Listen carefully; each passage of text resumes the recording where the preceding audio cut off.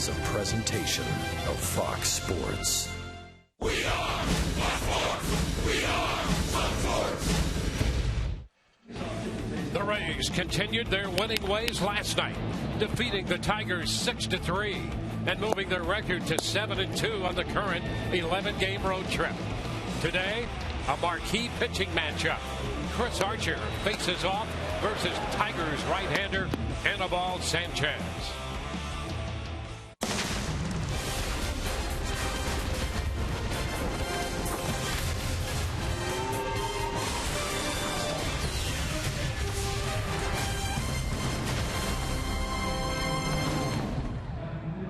This afternoon, we greet you from Detroit, Michigan, as the Rays' three-city road trip continues. This will be Game 3 of this four-game series between the Rays and the Tigers. Hi again, everyone. Welcome to an afternoon of Rays baseball. With Brian Anderson, I'm Dwayne Stats. Well, the Rays winners last night. They've won 7 of the 9 games played so far on this road trip. And they'll send Chris Archer, coming off a great month of June, to the hill here this afternoon. Yeah, we've got a tremendous pitching matchup when you look at Chris Archer and Anibal Sanchez. But what Chris has been able to do over his last 9 starts, very, very impressive. Just a 2-3 record. Hasn't had a whole lot of run support in that time. But you can see by their earned run average, 54 2/3 innings pitched, just 40 hits given up. He has not given up a home run, held the opposition to a batting average of just over 200. But more importantly, runners in scoring position, he has held them to an average of just 179. He has been dominant. Anibal Sanchez, guess what? So has he. His last 9 starts, a perfect record of 5-0, 2.44 on the earned run average, 59 innings of work, just 44 hits given up. He's done a nice job keeping the ball in the park. Just 2 home runs given up, and same thing, runners in scoring position, just a 191 average. We will see who gives in today. Well, the Rays rebounding from Game 1's loss to a victory here last night. So it's 2 premier young right-handers. Archer for the Rays and last year's American League ERA champion, Anibal Sanchez.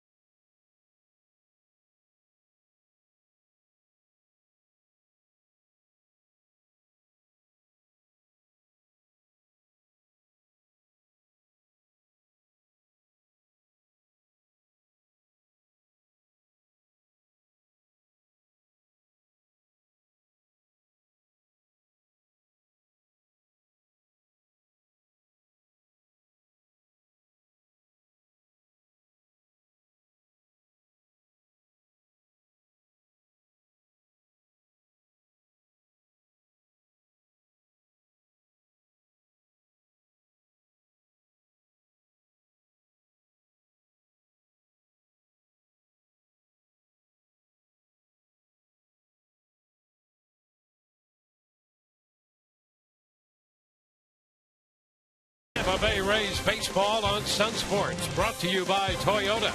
Let's go places. And by Big Philly Flavor, small price, Checkers Philly cheesesteak, and the new Chicken Philly, each just $1.99. Game 3 right around the corner. Chris Archer opposing Anibal Sanchez. We'll be back with the first pitch in a moment.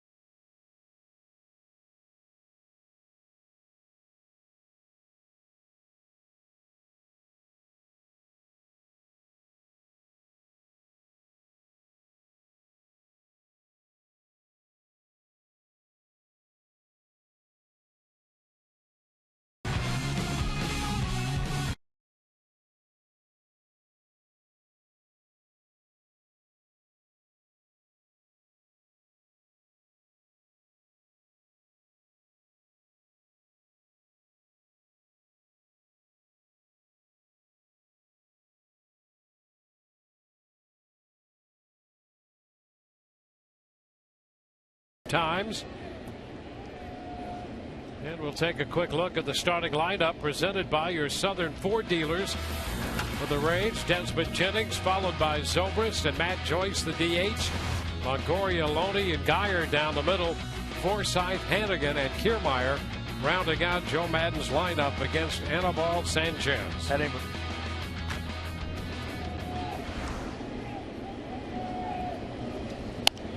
First pitch. Jennings pops it foul and back and out of play. So we are underway. First pitch brought to you by Pinch a Penny.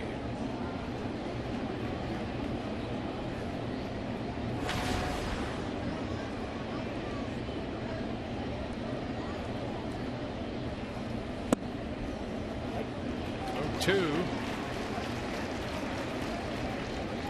Sanchez, 30 years old, out of Venezuela.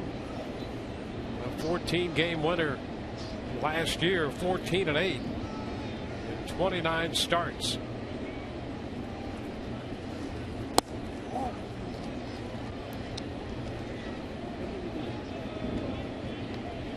One ball, two strikes.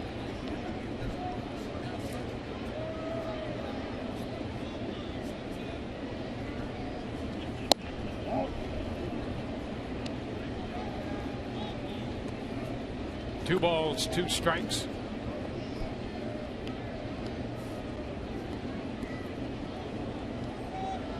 Has been on 3 times last night. 3 hits and 3 runs scored out of the leadoff spot. And now, after falling behind, he has a full count up there. And this is exactly what you'd like to see out of your leadoff hitter, Desmond Jennings. He's been there for a while now. Joe Maddon putting him up there at the top of the order and saying, go with it. This is a good at-bat. Now he lifts a fly ball into center. It's Austin Jackson waiting for it. That's the first out. Let's take a quick look at a scouting report here on Anibal Sanchez. Maintains mix. He's going to come at these Rays hitters. Fastball, curveball, slider, changeup. He will lean towards the slider when he's ahead and with 2 strikes, but overall maintains a good mix. He's red hot. This is a guy that's not taken a loss since April the 21st, and green light. Teams have run at will on him in 2012, 2013, and this year 8 out of 10. So expect Rays base runners, the guys that can go, will.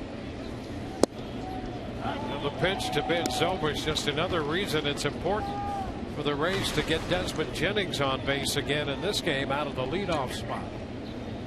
But just to apply that pressure, and guess what? If anybody's aware that teams run on Anibal Sanchez, it's Anibal Sanchez. So when you get a potential base stealer out there, he's going to have that in the back of his mind. Even if Desmond doesn't end up running, he'll be thinking about it. Opponents in his career have stolen 107 bases with him on the mound, just 14 caught stealings.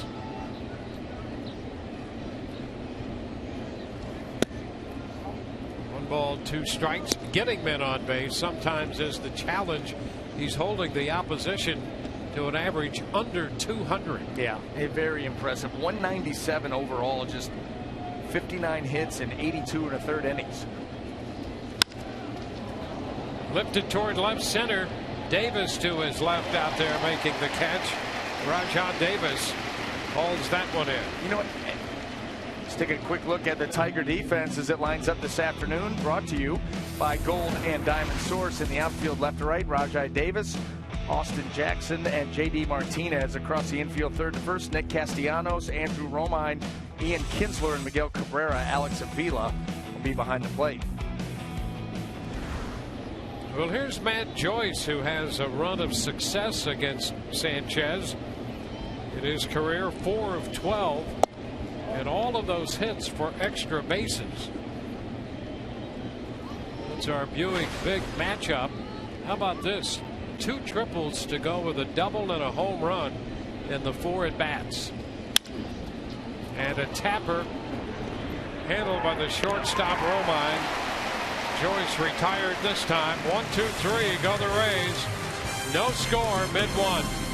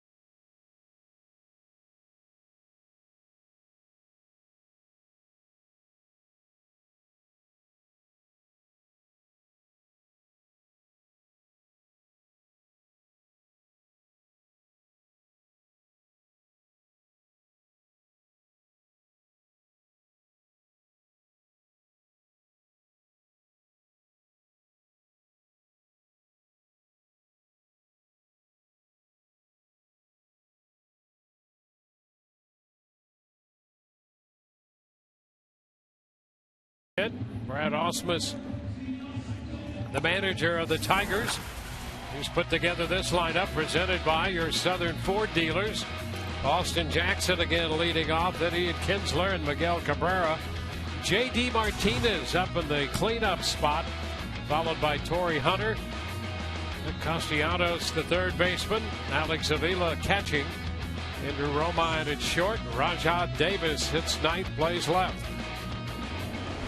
And they're going to go up against the right-hander for the Tampa Bay Rays. Chris Archer making his 18th start of the season. 4-5 record, but he's obviously pitched much better than that. And how about that? 100 innings, 3 home runs given up. the lowest rate in Major League Baseball, and the big reason why he's thrown the ball so well. First pitch, swung on it, a base hit through the hole. Austin Jackson, who last night in the leadoff spot struck out 4 times, didn't waste any time. Well, I think that you're going to see that all afternoon. The Tigers swinging early off Chris Archer as we look at the Rays defense, brought to you by Golden Diamond Source. In the outfield left to right, Geyer, Jennings, and Kiermaier. Across the infield third to first, Longoria, Zobrist, Forsythe, and Loney. Ryan Hannigan will be behind the plate. This is a guy here you got to be careful with too, because he is your quintessential ambusher. This guy will lay for that first pitch and come out of his shoes, so it's got to be quality. Power in the top side of the lineup here, and Ian Kinsler. He shortens on the bat and takes the pitch for a strike. 11 home runs, 25 doubles, and 2 triples out of the number 2 spot. And he's the 9th leading hitter in the American League in his first year here with the Tigers since coming over from Texas in the Prince Fielder deal.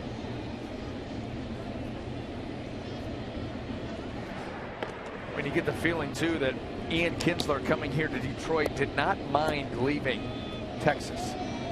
Well, the relationship there was very good, but he welcomed that trade as much as anybody. And then you plug him into this lineup and fits in obviously very, very well.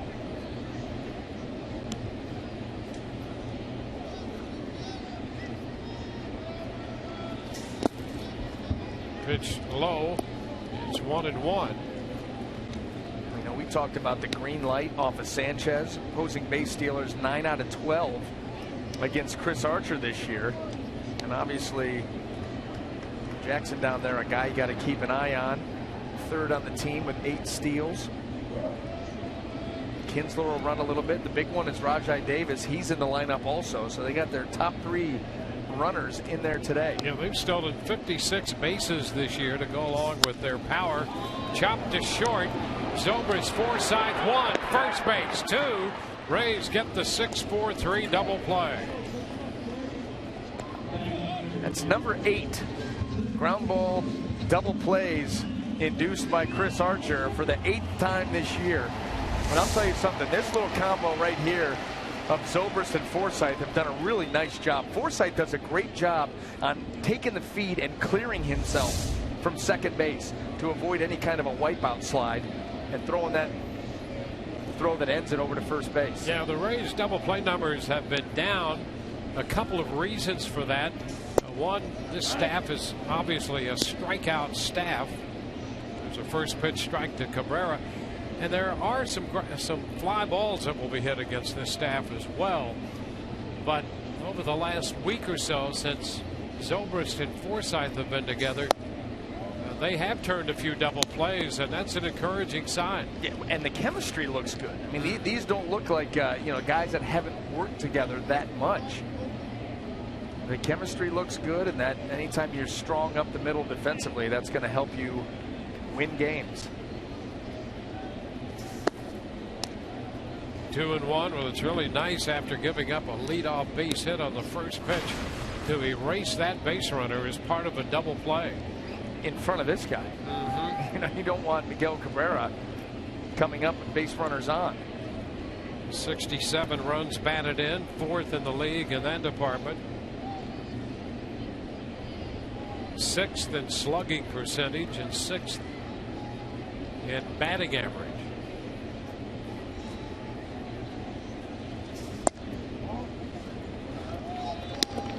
It's a 3-1 count. And Arch has already lost a stirrup. Right shoe already popped up, working hard here in the first inning.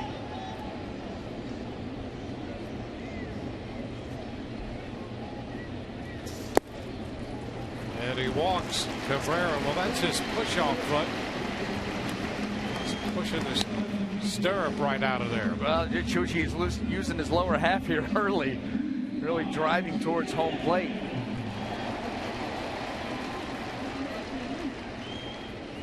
Now he'll face J.D. Martinez, who has been very good for the Detroit Ball Club, and he's up in the cleanup spot.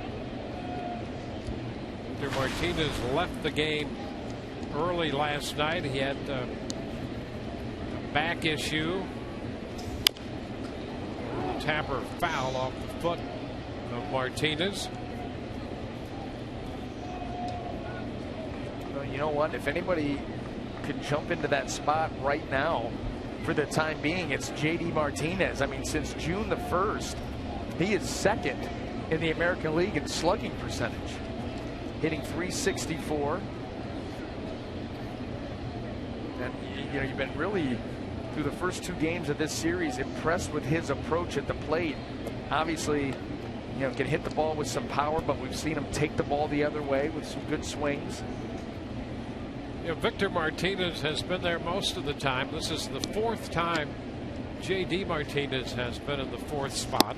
And 3 other times it was filled by Miguel Cabrera. 1-1 the count.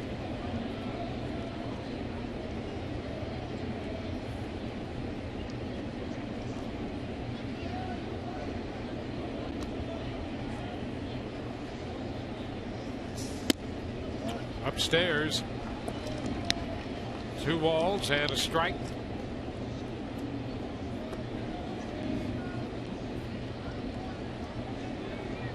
These winners 6-3 last night.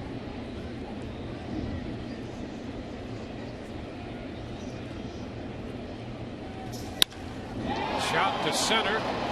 Jennings right there to make the catch. No runs, a hit, the man left, a double play in the mix, and Evan Longoria will lead off the second when the Rays come in to hit in this scoreless game.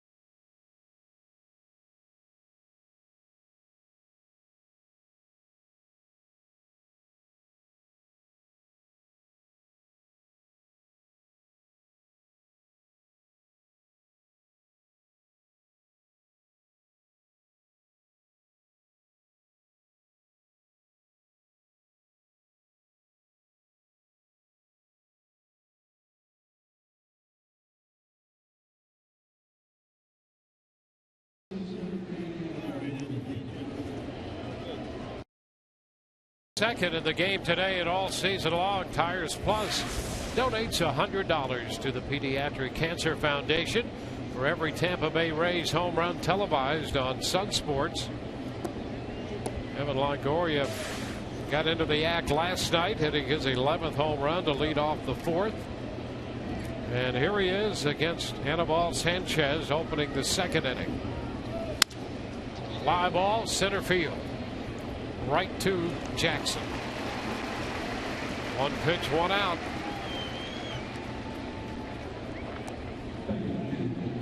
Sanchez has given up only 2 home runs all year.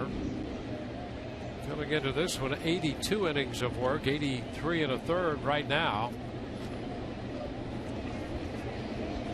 And left-handed hitters batting only 184 off him. Righties 217.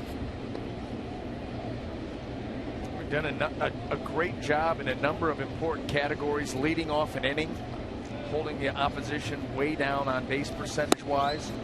So he doesn't put himself in a hole by immediately having to go from the stretch. He's done a good job with runners in scoring position. Doesn't give up the home run. A lot of indicators that point to a pitcher who can pitch deep into ball games and give you a chance to win every time out. He's ahead of Loney. Well, he's had a great run here, Sanchez. He was originally signed by Boston, and the Tigers got him from the Marlins.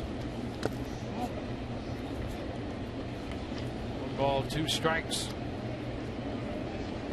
This is another area where he has really done great work with 2 strikes, holding the opposition to a 118 average and just a 176 on base.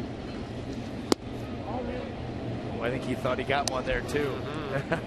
little two-seamer trying to catch that inside corner on James Loney, and this was awfully close.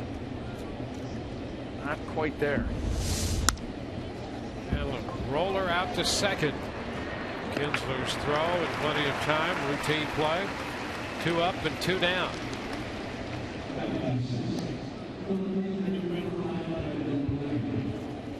Sanchez, 5 starts against the Rays career. He's 2-1 with a 4.05. 1 start as a member of the Tigers. That was last June. He went 7 innings in that game, gave up 1 earned run, struck out 9, and what turned out to be a 10-1 Tigers win. 2 outs, bases empty. Here's Brandon Guyer. Pitch is a strike.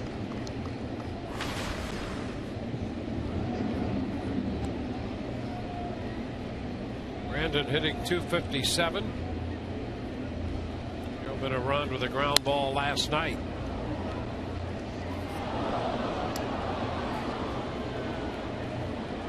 Two strikes the count to the Rays left fielder. I was just wondering what happened to Mario and Rod. Yeah, the Tigers TV crew, they're in the outfield. Pepsi Porch here at Comerica Park. Well, they are perched out there. We got to do that sometime, D-Wayne. It's been done before, and see if we can work on that. Think they trust us out of the booth?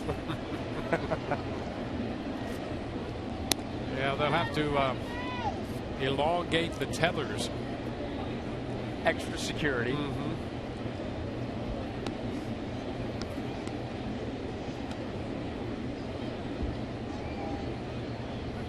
One ball, two strikes. Guyer lifts it into right. Martinez coming in, and to his left makes the catch. We go to the bottom half of inning 2, no score.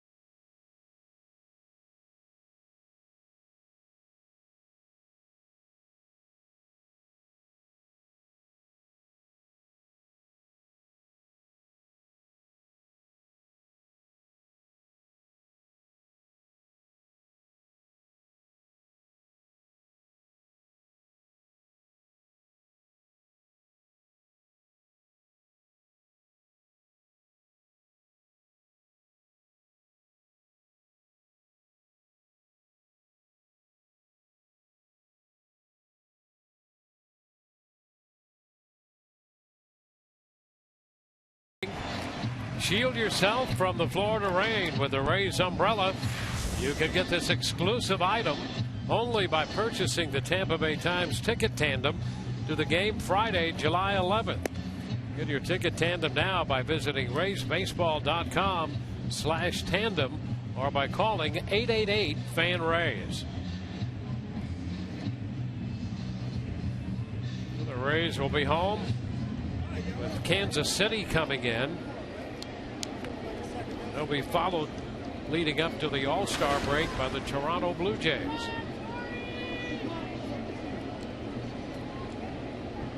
Torrey Hunter, veteran outfielder, the DH today. First pitch from Archer is a strike.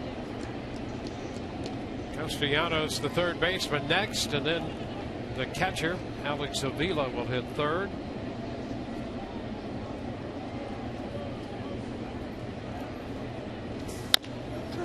Chop charged by Zobrist. Trouble getting rid of it, but it's there in plenty of time. Well, didn't want to come out of the glove there at first, and Ben made the play. One away. Well, the Rays' victory last night pulled them to within 9 games of Baltimore, and the Orioles have lost in Boston. So at the start of play today, the Rays are 8.5 out. That final came in just before first pitch here. So the Rays have closed the gap to 8.5 now. There's a strike to Castellanos. That's with almost 3 months of baseball left. A lot of baseball to play. So I think we can put all the talk of the Rays are out of it away. Because 8.5 with 2 months and 3 weeks worth of baseball, plenty of time. Well, we talked about some of those great comebacks over the last few days, and I mean, they are certainly within reach, no question about that. And you know, an 8.5 back with all the head-to-heads they have. You know, Toronto next week, plenty more series against Baltimore, New York, and Boston. They're going to have a say. They're going to have the say. Yeah, that's important to go head-to-head with those teams ahead of them in the AL East. Deep short, backhanded, and the throw got him. Nice play by Zobrist, raging to his right on the backhanded pickup and throw. Very well done.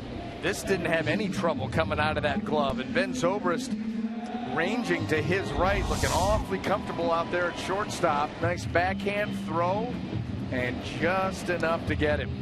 Castellanos, he made it close, but Ben got him. Some outstanding defensive work there by Zobrist.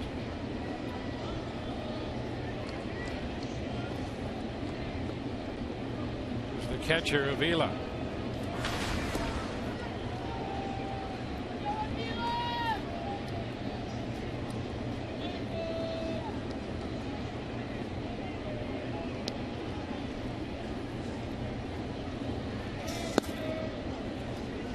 Inside, 1-0. So 2 outs with the bases empty. Archer trying to get Avila and finish off a very clean and quick inning.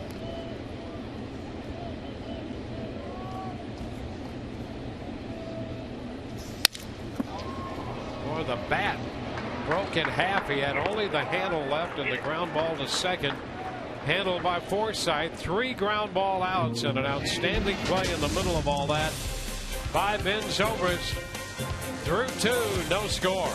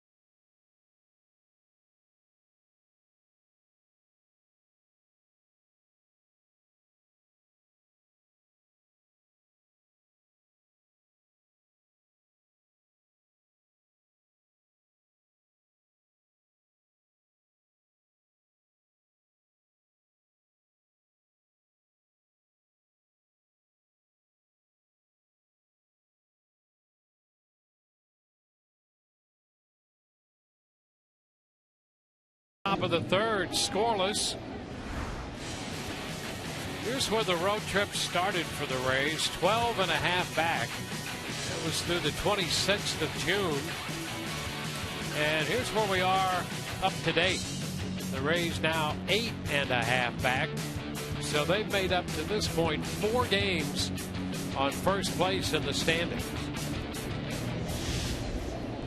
And here's Logan Forsythe, who's been a big part of that, taking the first pitch for a strike. If you back it up, the 11th of June, the Rays are 15-8, and during that span, Forsythe is at .392. Quickly behind in the count against Sanchez. And you've been kind of waiting for a streak like that for Logan all season long. First couple of months awfully frustrating for Forsythe and for obviously Joe Madden and the Rays concerning Logan, but he has rewarded that patience here recently. J.D. Martinez going back and making the catch. Eventually turning to his left and grabbing it. 7 in a row retired by Sanchez to start this game. Well, off to a good start with these Rays hitters. You know, they'll have seen them at the end of this inning. Everybody will have seen him at least once. You start to put together some information, and hopefully you can make adjustments second time through. And that's if the Rays don't get something started right here with Hannigan. Hannigan 1 out of 5 in his career against Sanchez. Pumps in a first pitch strike, a fastball at 93.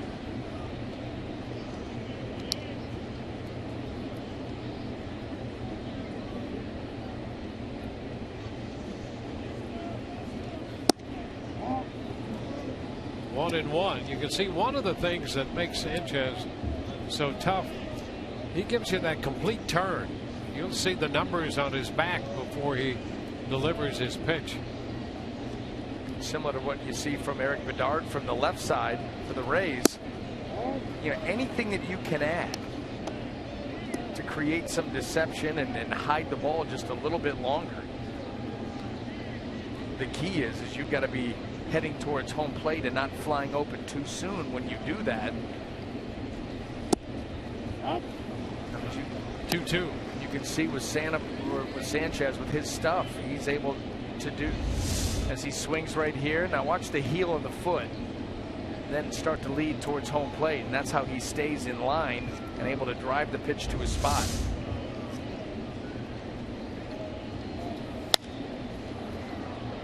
And you can see a little bit like Alex Cobb has been doing with that turn. And as he starts to come back toward the plate, there's a slight pause where things tend to align properly for him. Yeah, well, that's where you got to stay closed. And, you know, he's not. I mean, when you look at Sanchez's, the one thing about his mechanics is he doesn't ever really stop. He'll slow down a little bit, but he doesn't come to a complete stop. Where with Cobb, I mean, you get a definite pause where before he never did that. That's completely new for Alex. Sanchez right here, quick turn, and then it slows, but everything continues to move. And that allows him to stay in good rhythm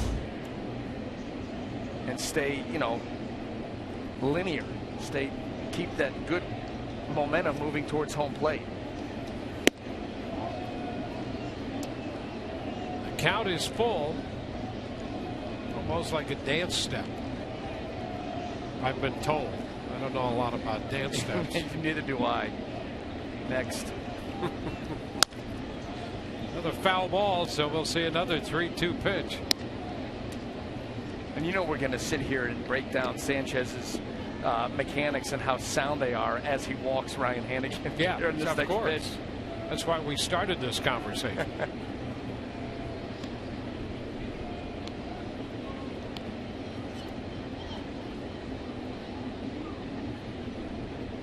One out in the third. Rays looking for their first base runner. Sanchez pops this one out of reach.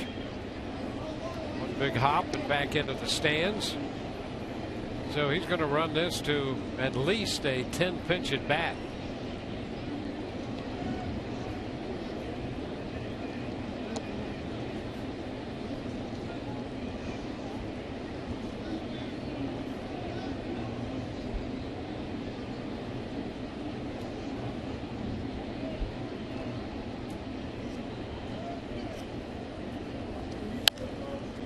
Pops it up. Foul ball. Near the stands and out of play. Back toward the dugout. And the big bounce into the stands.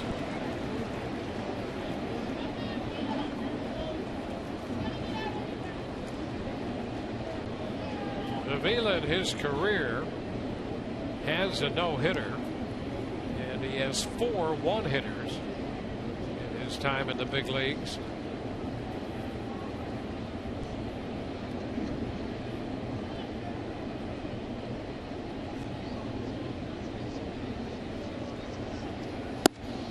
And there is ball 4. Boy, what an at-bat for Hannigan to draw that walk. You talk about working a pitcher and finally drawing the base on balls. And how does he lay off of that slider? That was a very good pitch by Sanchez, a borderline pitch, moving off the plate late, and yet Ryan Hannigan with good pitch recognition able to, well, you know what, when you see that many pitches in an at-bat, it has to aid you. 11 pitches in the at-bat for Hannigan to draw the walk. Here's Kevin Kiermaier.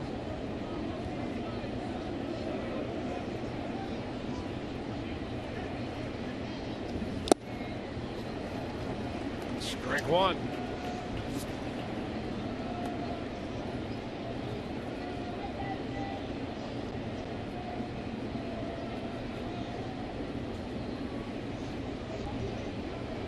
Sanchez out of the stretch for the first time.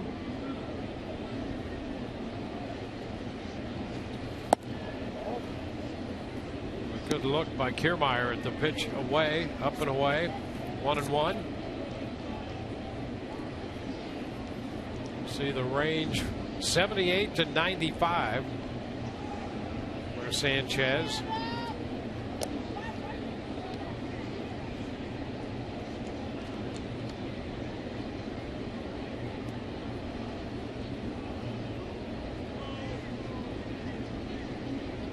Kiermaier 0 for 4 last night. He's hitting .281 for the season now. Lifts it into center. It's Jackson making the catch. 2 gone.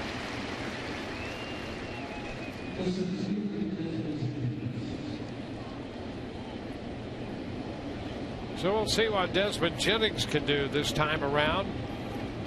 Sanchez starting second time through the order. And this is where you want to see the Rays start to make their adjustments. Sanchez, the one thing that he does have going for him is a wide assortment of pitches, and so he can constantly change patterns.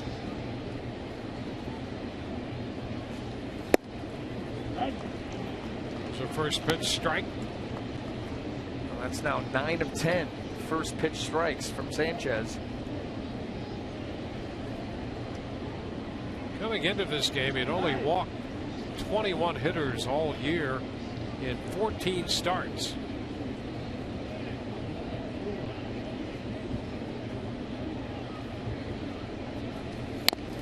The bunt barehanded by Sanchez, and the throw to first in time.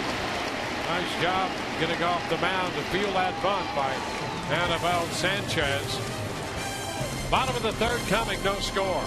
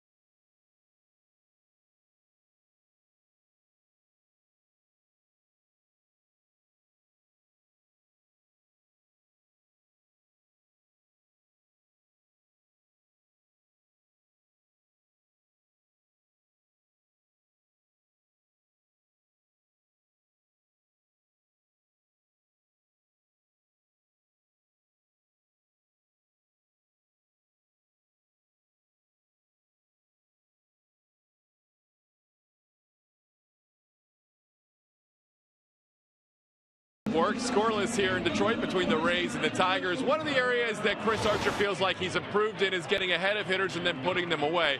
Here are his thoughts on that matter. Yeah, something that Hickey and I have been talking about since spring training really is to go with location over velocity or stuff. And I think the reason why David is so successful this year and having a high number of strikeouts every game is because he doesn't try to outstuff you when he gets ahead of you. He knows that his stuff's good enough, and he puts it where he wants to. And it's been a great example for me. Just another thing that I've learned from him throughout the season. Early in the season, guys, he didn't have a great batting average against when he got to an 0-2 count, but that has steadily improved as the season has gone along. Back to you. Yeah, that and getting the first two men in an inning and then running into trouble, and he's addressed both of those. He faces the shortstop, Andrew Romine, to lead off the inning, and there is ball one. Behind the mound, he'll let that one go, and Zobrist with the pickup. So Romine is out of there. It's 4 consecutive ground ball outs. And he got Kinsler on a ground ball to short in the first to start a double play. Oh, the wisest thing that was said by Chris Archer in that interview was location over velocity, especially early. I mean, that's the key. You can throw 100 miles an hour, but if you're 2-0, guys will figure out a way to get to you. But if you can get to the good spots at a mile an hour or two less, which for Chris is not that much of a dip, and then, then you can raise up and get that 94, 95, 96 when you need it. That is absolutely huge and the correct way to go about things. 1-0 to Rajah Davis. There's a strike at Chris. Right there, 94, and it's so easy for him to get to 94. Well, he's got a great pitcher's build, long and lanky, and he's got great reach. When he lets go of the pitch, he really is trying to just reach out and shake hands with Ryan Hanigan. Davis lifts a fly ball for Jennings. So 2 up and 2 down here in the third. It's that reach and that finish that gives him the late life on the fastball and the late break on the slider. That's why sometimes you'll see him throw that slider and it's got really deep depth to it, and yet it's able to maintain a pretty high velocity for a slider. That's because of the finish, the reach, and the hand and the fingers over top of the baseball out front. Well, here he is against Austin Jackson. Jackson didn't waste any time. His first time up, went after the first pitch and singled into left. Fastball high at 95. Jackson does have a home run off Archer, 1 for 2. Home run and a walk and a strikeout. Now the base hit, his first time up in this game. 2-0.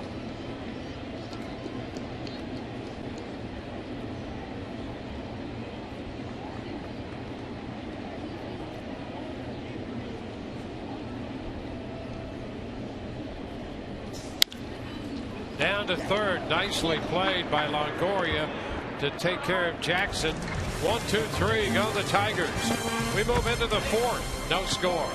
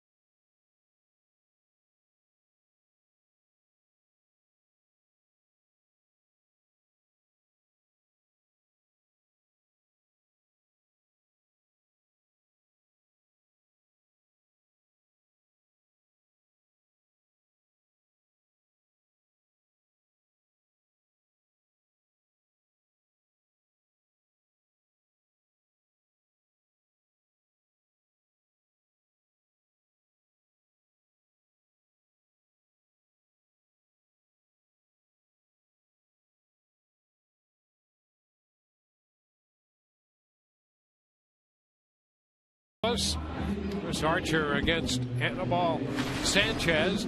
This is your last chance, by the way, to purchase the popular new Rays Flex Packs, only available until July 13th.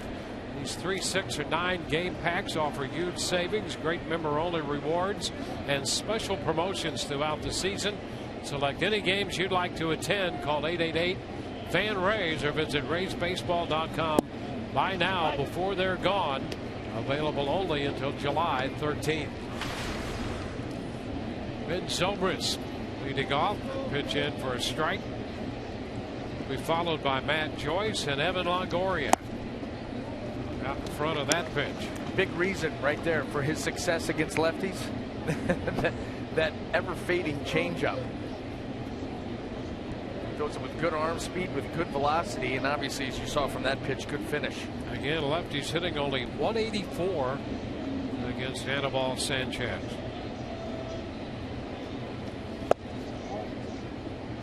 It's 1-2.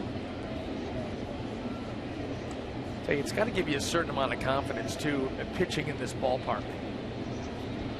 Read some comments made by Sanchez about loving to pitch here, and obviously that stands to reason. You've got a great offense behind you that he's benefited from. You pitch in a park that if you're going to hit a home run here, you're going to hit it.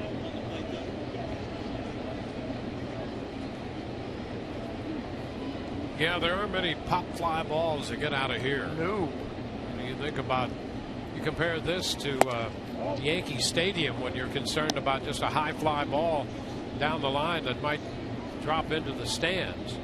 Well, here it's 330 down the right field side and 345 down the line in left. Roller to second. Kinsler takes care of this one. One away in the fourth.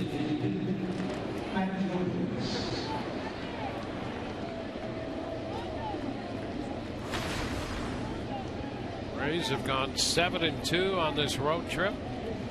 They took 3 out of 4 from Baltimore. And all the Orioles did after that is climb into first place. How about that? And the Rays swept the Yankees 3. And they've divided 2 here in Detroit.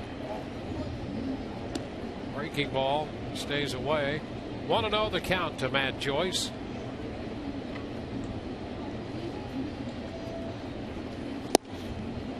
So big cut in front of that one. Well, you knew that this road trip was going to be tough by the nature of the teams that you were going to play. Obviously, you're playing on the road, and 11 games in 10 days. If you'd have gotten to this point with the 7-2 record that the Rays have, everybody would have jumped on board of that. But here they had just switched and moved Castellanos over to the right side. Well, here's the breakout for the Rays' first 9 games on this trip, and they're averaging 4.7 runs a game, and that will get the job done. Yeah, I mean, and the starters' ERA at 4.20, they're better than that. And you know what? The bullpen's better than 3.03, but still enough work done to be 7-2, 9 games in on a difficult road trip. Very good all around. And then, you're going to go home and you're going to play a Kansas City team who's trying to climb back into the central race here with the Tigers, and then the Toronto Blue Jays before the All-Star break. So there's really no let up. Yeah, this is another big homestand coming for the Rays, and the matchup Monday is going to be really interesting. Shields for Kansas City. James Shields on the hill. Jay Odorizzi scheduled to pitch for the Rays. Each and every one of those games in the series by series important for the Rays from here on out.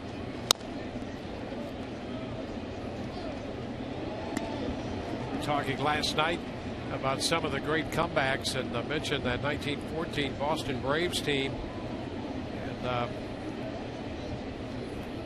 wound up embellishing their comeback a little more than it was, but it's still pretty amazing. There's a shot. We were both kind of scratching our heads looking at the numbers that we had seen on them, and they turned out not to be as far-fetched, but still pretty impressive. They were 15 games out one of the accounts I had read were at 40-some games left. Matt Joyce called out on strikes, first strikeout for Sanchez, and the second out of the inning. Well, there's that two-seamer coming back and catching that inside corner, just freezing Matt Joyce.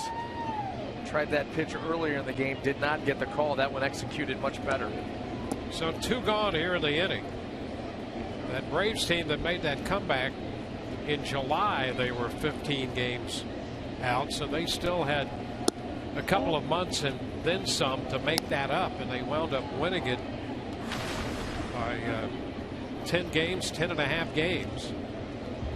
That's still pretty impressive to be 15 out in July as they were in 1914.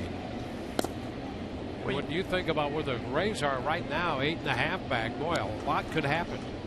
Yeah, I mean, 8.5, really, it's not ideal, but it's nothing compared to where they were, and the simple fact that they're playing all those teams in front of them. I mean, really, the thought of the Rays, and I don't care where they stack up at the end of the day compared to everybody else, 8.5 back in your own division with 30-some games left within the division, you're gonna have a say. And who wins that? You know, it's not going to be easy, but at the same time, the thought has to be there that the talk of the team no longer being in the race has got to go by the wayside, and they're right. You know, they're right in it. They're going to be playing these teams. We looked at the 42 Cardinals, and there are a lot of you could talk about the 93 Braves, the Yankees in 78. Of course, the Mets had a couple of great runs starting in 69. The 42 Cardinals on August the 5th were 10 games behind the Dodgers and wound up winning by 2. That's August the 5th. They were 10 out. So they made up a lot of ground in the closing under 2 months of the season. But it's incumbent upon the Rays to win series. They've been able to do that coming out here on this extended road trip. James Loney fouls it out of play for a strike.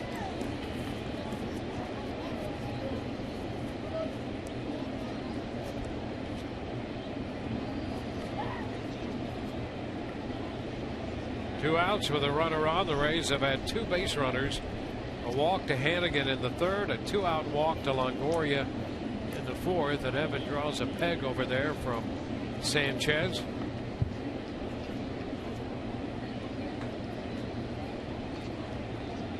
The thing that made that 42 Cardinal club, they had a good team all around, but they had great pitching, and that's the basis of a run like that you're going to be able to put together, and that's what the Rays count on, is great pitching in the rotation and the bullpen. I think that's why they're set up more than any other team in the East to make a prolonged run. To be able to do that for a length of time is because the quality of their pitching. You know, now we're hearing that Jeremy Hellickson is, you know, about to rejoin the rotation. He's very close. You hope that he can get back to his form from a couple of years ago. It's just another potential quality arm that the Rays can, you know, run out there and try to get deeper into the game before turning it over to what really amounts to a shutdown bullpen. Yeah, and I think the point that that you made a week ago about the approach that Joe Madden will take with his pitching staff, he's going to manage like his hair's on fire. Yes, he is, as if he doesn't already. Yeah, but no, you're absolutely right about that. He understands what's at stake, and so, you know, now listen, you say he's not going to allow a game to get out of hand. Well, one got out of hand here the other night, but yeah, that was at a handful of pitches in the 1st inning. That's right. You can't plan on 3 first-inning home runs and have people ready to go at that point. There goes Longoria into second base. No throw, and he has a steal, his 4th of the year. So the Rays here on that 2-2 pitch take advantage of an opportunity to get a man into scoring position for the first time in this game. Well, we said before the game that Rays were going to have the green light against Sanchez, teams have really lit him up on the base paths. That's now the 9th he's given up this year. And so, you know, a guy of this quality, you got to try to create some offense. Tap to the right side. Cabrera takes care of that with a toss to Sanchez. Rays leave a man scoreless in the middle of the 4th.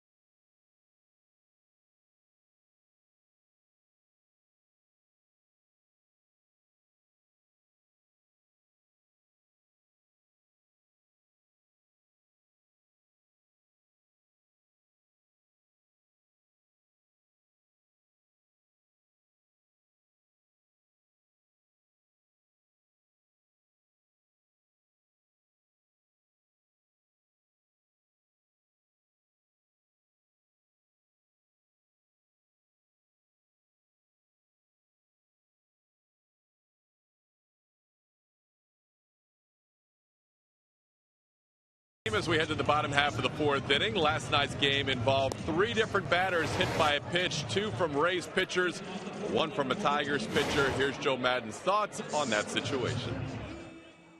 Oh, that was absolutely. I mean, and listen, we did not. Why would we throw at Victor? We're not throwing at Victor, right? We hit Victor, yes. Totally accident. He pulls a fastball. Then they intentionally hit Longo, but we're not going to reciprocate right there. We're not. It's over. We're good.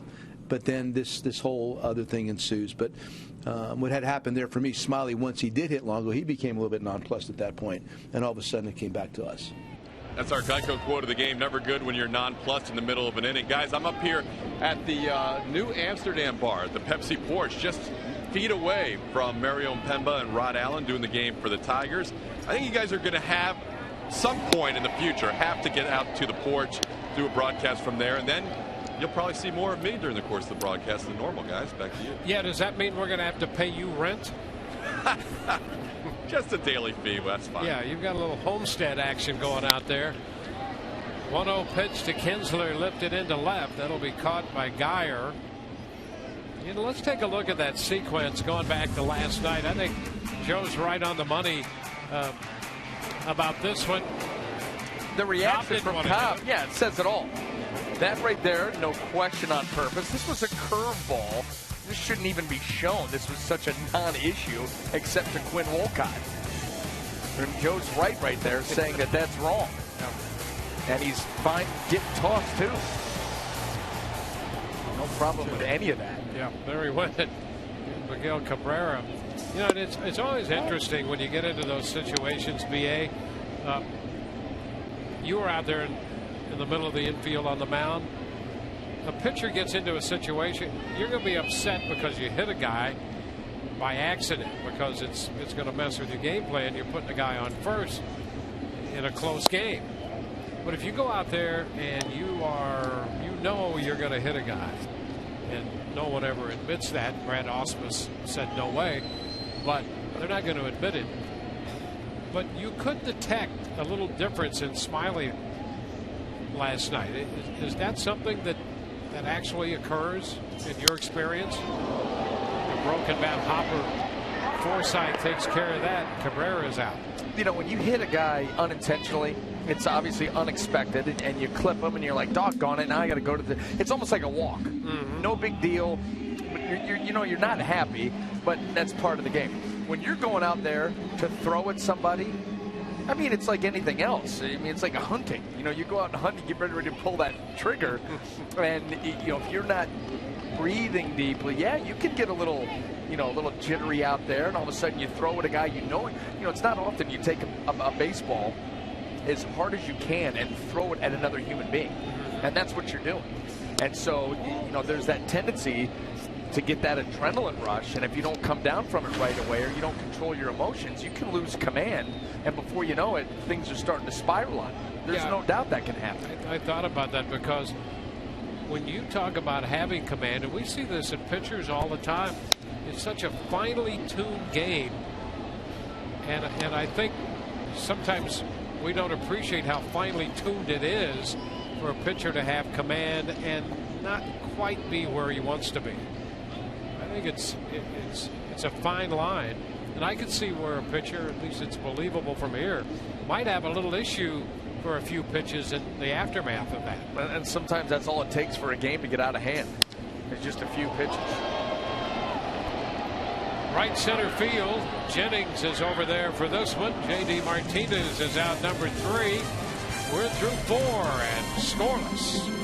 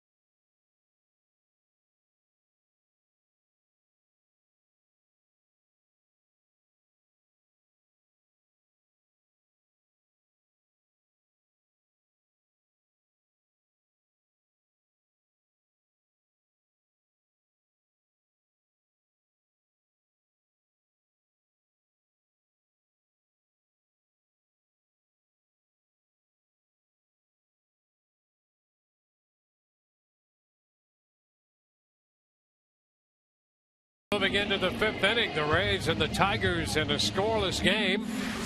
Time now for you to tweet your photo using hashtag SunSportsFanPhoto for a chance to have it shown in an upcoming game broadcast. Brought to you by AT&T.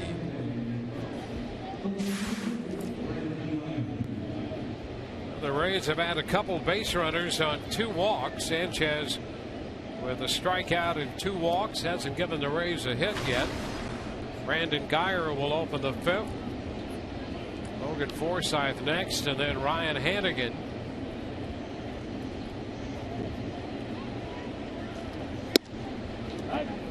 Guyer takes a strike.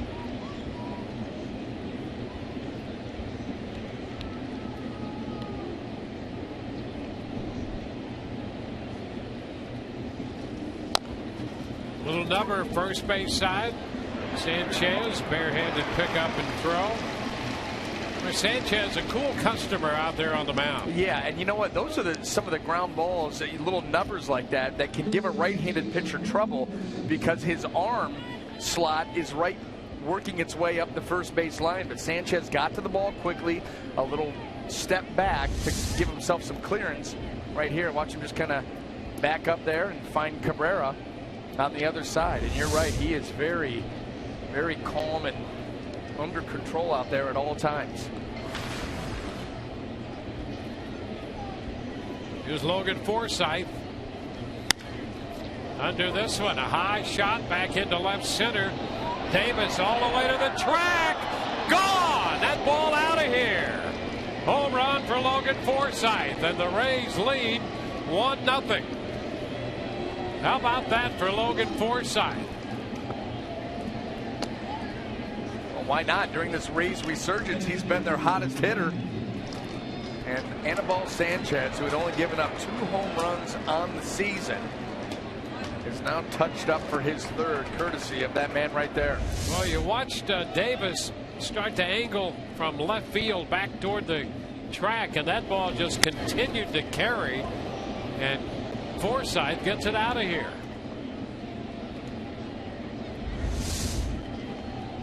Now Ryan Hanigan, he takes a strike.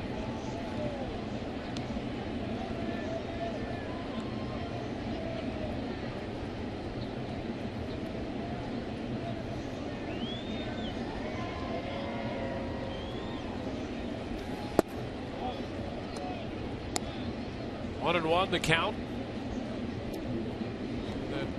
You see the flag there going out toward left center a little bit. Not exactly a gale force wind, but a little breeze in that direction. And that's exactly where Forsythe hit that ball. 2-1 the count to Hanigan.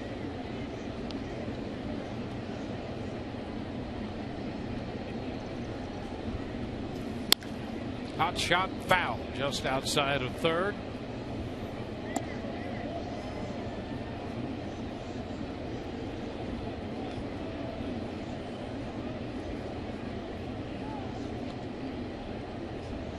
Sanchez gave up a home run 2 starts ago against Texas. His 3rd home run allowed this year off the bat of Forsythe in this game. And now another full count to Hanigan. Texas got him for a home run. That was on the road in Arlington. And he gave up the other home run here against the Red Sox. Foul out of play. Hanigan worked an 11-pitch at bat in the 3rd and walked. 3-2 with a foul ball tacked onto this one. You got to be approaching 20 pitches seen by Ryan Hanigan, and that in and of itself is a victory, let alone putting yourself on base. And he draws the walk. So Hanigan with 2 bases on balls, 3 given up by Sanchez. Now this was a close one here too. That was a curveball and very easily could have been called a strike, but Ryan Hanigan showing a good eye, obviously picking the ball well up off of Sanchez, works another walk, and he doesn't walk many. It's Kevin Kiermaier.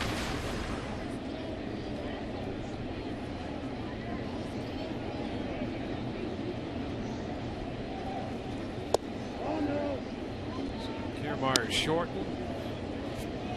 Pitch for a ball.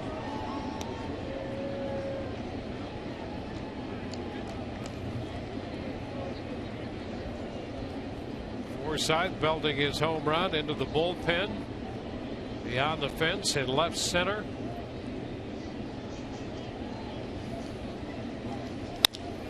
Fly ball into right.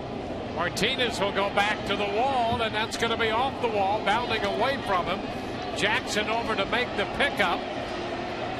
Hanigan's headed to the plate. The good throw will get him, but it skips past the catcher, and he's in there safely. Oh, Hanigan headed between 2nd and 3rd suddenly found Kiermaier closing in on him. And so Hanigan put on the afterburners and headed to the plate. And a good throw was going to be there in time to get him, but it skipped by Avila. You've got to take chances against a pitcher like Sanchez. JD Martinez not looked good at all getting back to that ball. And as you can see, as it bounds back towards the infield, that forces Torrey Hunter to go to it. Now you need the throw from Hunter and a good relay to get him, and they were not able to do it. Tom Foley was sending Hanigan the entire way, and you've got to do that. Try to press the envelope a little bit, and the Tigers defense couldn't come through. So the Rays make it a 2-0 game. Kiermaier winds up in 3rd. And the infield in here with Desmond Jennings at the plate. strike the count to Desmond.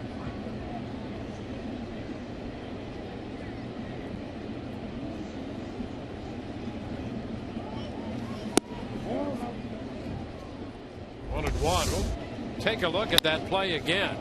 There's J.D. Martinez, and all you can say is, what a hitter.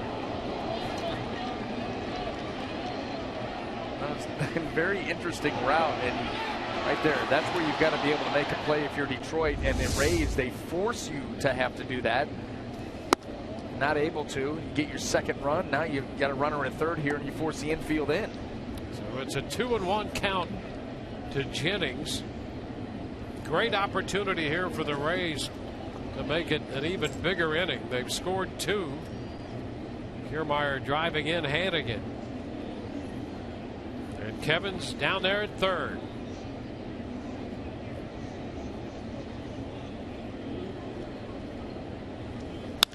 And a liner base hit out of the reach of Kinsler, and here comes Kiermaier in to score. Big turn by Jennings, who makes it 3-0. With the infield in, Kinsler could not react in time. Well, I'll tell you what, the way that Archer's throwing the ball, the Rays have taken complete command of this game, and it's been the bottom of the order. How about that? Forsythe, Hannigan, Kiermaier, and that third run driven in here by the leadoff man, Jennings. But the bottom half of the order got it started for the Rays. Just that quickly. A quiet 0-0 ball game. Now it's 3-0. Yeah, the Rays had not picked up a hit. One out into the fifth when Forsythe jumped on the first pitch, hit it out. Got great carry on that one, and then the walk to Hannigan. Another good at bat by Hannigan. And Kiermaier hit it into right field off the wall. Chasing home Hannigan. Winding up at third, and then scored on the base hit by Desmond Jennings. So 3 hits and a walk in the inning. The Rays have 3 runs. Jim Jones making a visit to the mound for Detroit.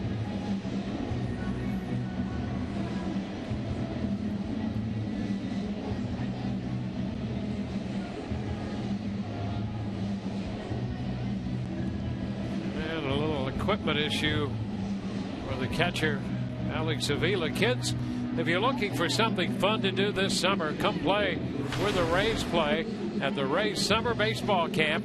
You can create your own memories by hitting at home plate like Evan Longoria or pitching from the mound like David Price.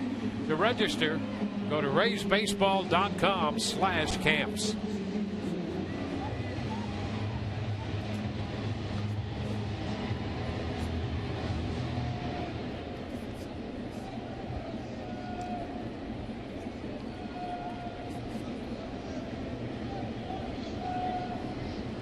Now Ben Zobrist in here looking for his first hit.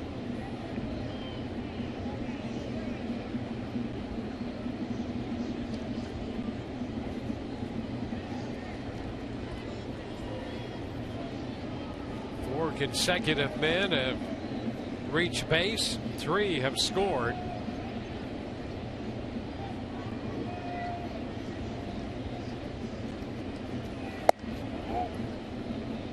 Outside.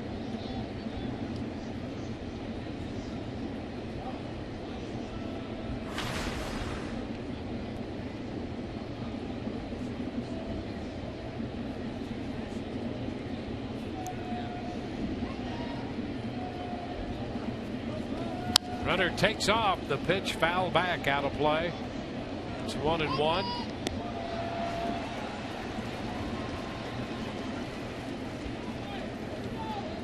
Forsythe homered, Hannigan walked, Kiermaier got the triple. Jennings with a base hit. Hey, they're back.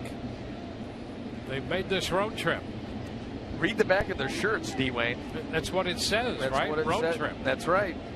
Right down in front of us. Good seats today. Yeah. Everybody needs a road trip once in a while. Yeah. And the way the Rays are playing on this one, they might have to make a few more. Hey, I'll tell you, this team has been so impressive on this trip, and then obviously in this game, jumping out here out of nowhere in the top of the 5th. and looking to add some more. Ground ball by the mound is short. Romine steps on the bag and throws to first. Double play ball ends it. But the Rays come up with 3 in the 5th. And the home run by Logan Forsythe started it all. Bottom of the 5th coming. 3-0 Rays.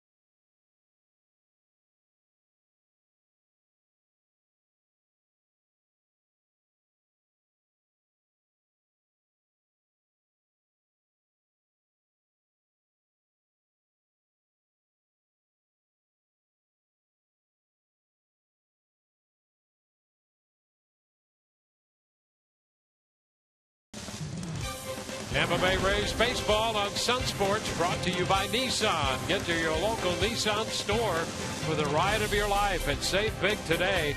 Shop ChooseNissan.com. By the Florida Department of Transportation to remind you to drive sober or get pulled over. And by Publix, where shopping is a pleasure. Visit us at Publix.com.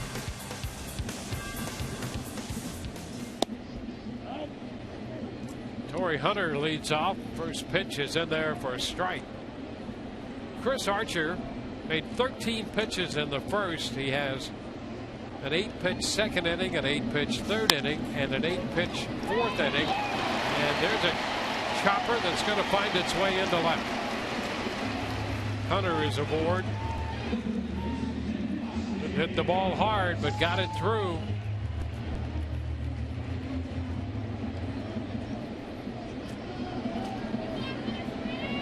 The second hit allowed by Archer.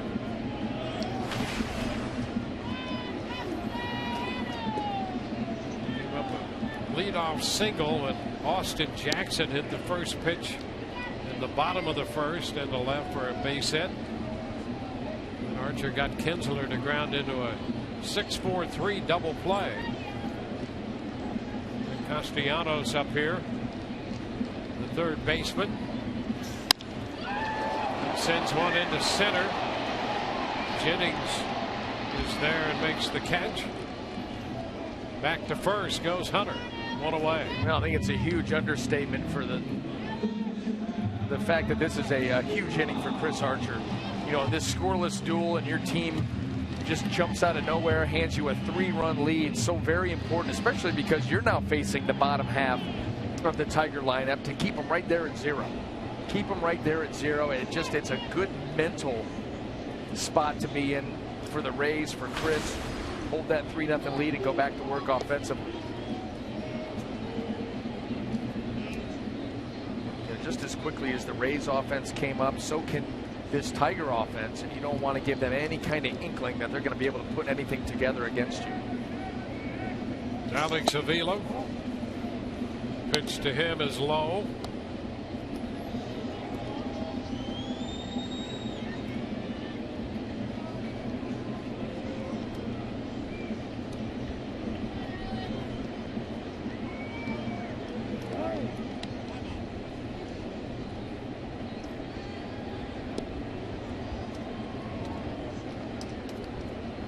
Archer's given up 2 hits and a walk. Walk was to Cabrera. That also came in the first, along with the Jackson hit. Now a base hit by Hunter. Way up and away. Takes the count to 2-0. It's the biggest miss of the game for Archer. And it'll be interesting to see where this next pitch goes, because the one thing that you still worry about with Chris Archer is not his stuff, not anything like that. It's letting an inning start to get away from him.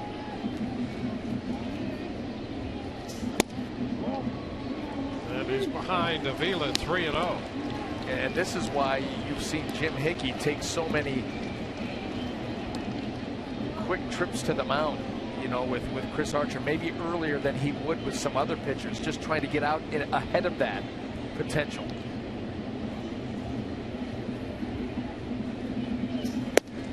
And he walks Avila on 4 pitches. And just like that, the Tigers have 2 men on. Well, and yeah, he missed 4 straight, and a couple of those misses were bad, and this is not surprising at all. He's going to jump right out in front of him. You give up the base hit, Castellanos hits a deep fly to center, and then a 4-pitch walk with bad misses, and Hickey's going to run out there and jump in front of it. So the Rays will talk it over on the mound, leading 3-0. Tuesday, July 15th, baseball's best gather in Minnesota as the captain, Derek Jeter, takes the field in his last All-Star game ever in what promises to be an emotional and unforgettable night. Special coverage begins at 4:30 on Fox Sports 1, followed by the 2014 All-Star game at 7:30 on Fox.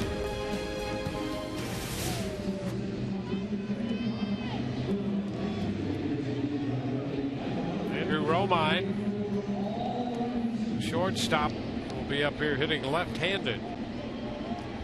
Hit a ground ball to short his first time. Rays would take that right here.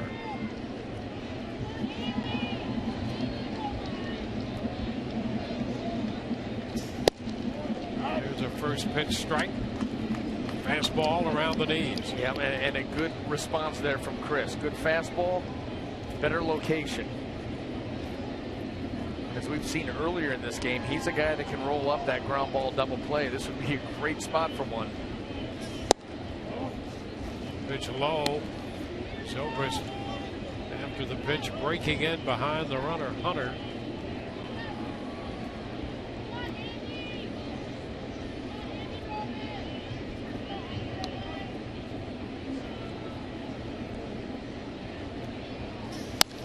Hot shot, foul the other way in front of Dave Clark.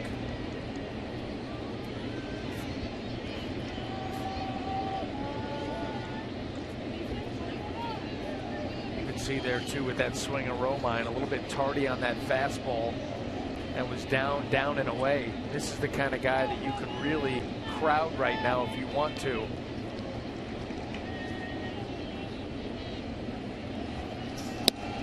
And he did hit off the plate.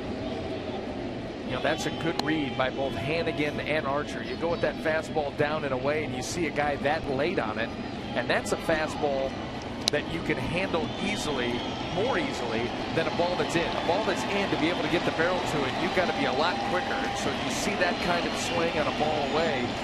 That was the right pitch. It just was not executed. 2-2. And he got him. Strikes him out. Big strikeout on the foul tip. Romine out number 2. And they didn't go away from it. They went right back in there. You see, gonna get that fastball again, 94. Just too quick for Romine, that's all.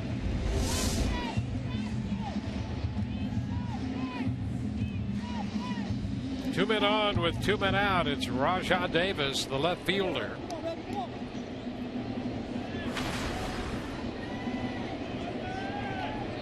Davis has been a good addition to this Detroit club, giving them some depth in the outfield and speed.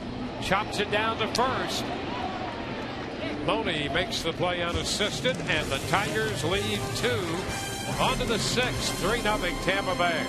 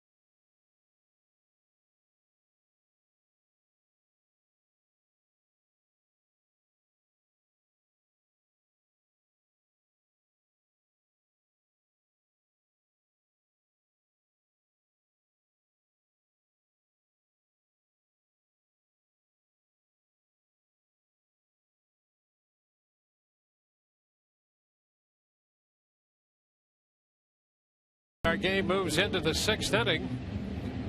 Right now, our Coors timeless moment. A flashback.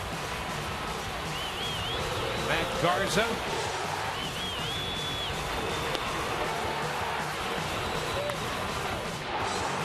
What a night for Matt Garza in that one against this Detroit ball club.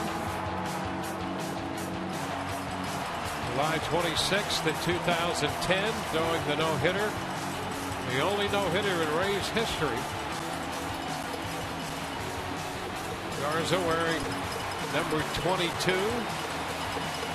And Chris Archer wears that same number. Coming to the Rays and the deal for Matt Garza. Matt Joyce takes a pitch.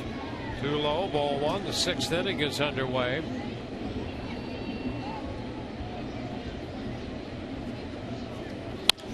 Line drive. There's a base hit into right for Matt.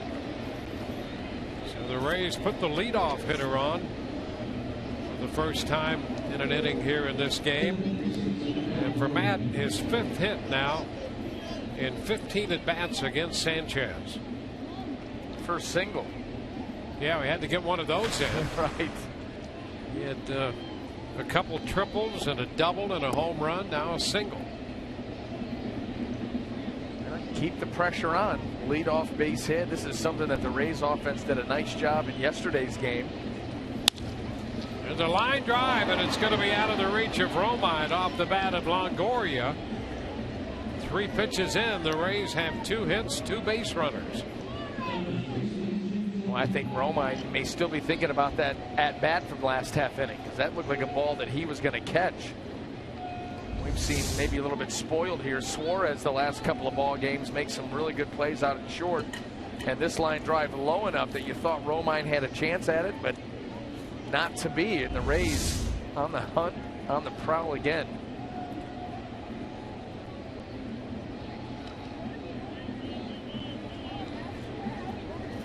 Here's James Loney.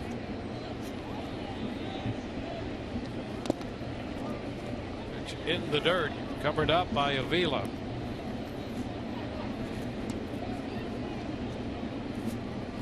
Forsythe, Kiermaier, Jennings, all with the runs batted in. Now another threat mounted by the Rays here in the 6th inning.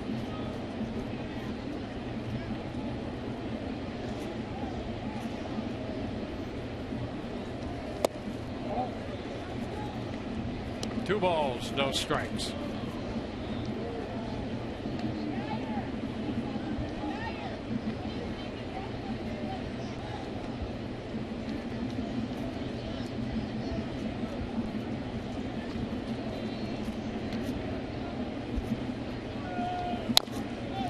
A foul ball off his foot. 2-1. Big difference in these starting pitchers. You know, they were both follow back their last 9 starts. They were both very hot at the time. But you look at today, Sanchez already over 90 pitches here in the top of the 6th inning, and Chris Archer's sitting right about 50. Yeah, he's had 3 innings in which he's under double figures in total pitches. That's as efficient as you can be. Here's one that rolls in behind Avila, and that will allow both men to move into scoring position. Joyce to third, Longoria up to second. A wild pitch charge to Sanchez, the 5th of the year charged to him. Well, let's see this right here. It's going to be down in the dirt, and Avila pulls up just a little bit too soon. You know, that is a wild pitch, but a ball that's also pretty easily blocked. Avila just came up a little bit too soon and got through the 5-hole, and the Rays 2nd and 3rd now with nobody out.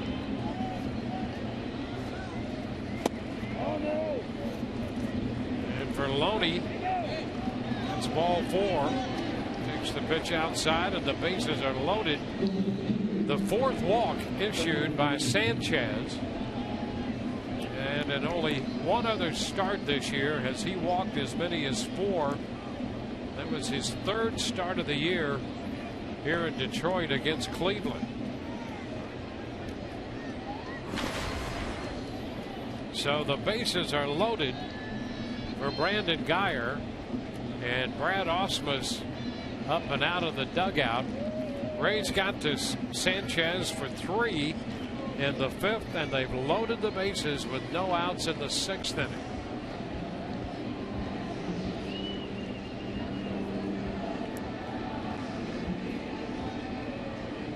Tigers have had the left-hander Phil Koch up in the bullpen.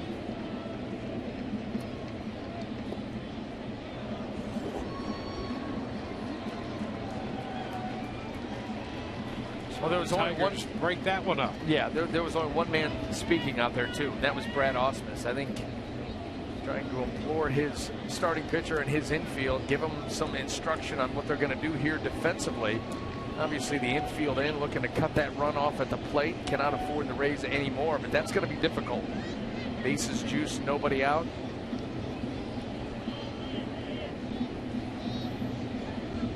So here's Guyer. Infield up again for Detroit. And Guyer chases this one for strike 1. Guyer so eager to drive a run in.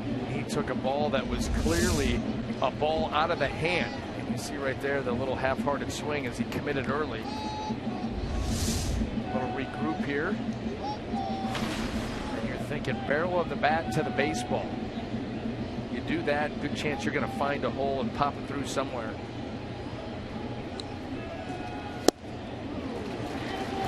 Oh, 2.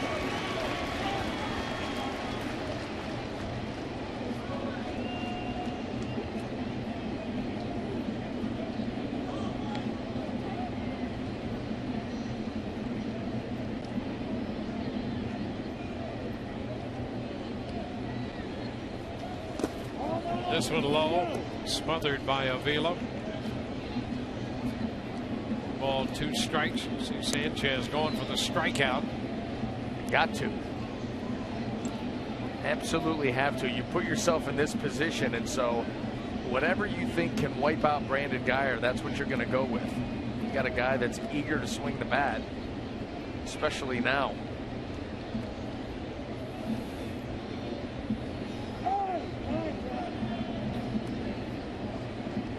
Avila asking for time, getting it. Mark Carlson saying, hey, wasn't me. Wasn't me. It's this guy right here.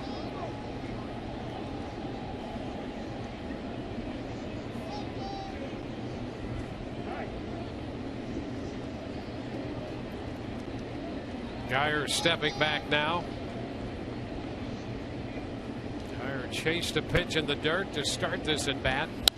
Down 1-2, and he fouls this one back. A fastball. Sanchez putting a little something extra on that one. Twofold. You go up there for the strikeout. You don't get it. You get a foul ball.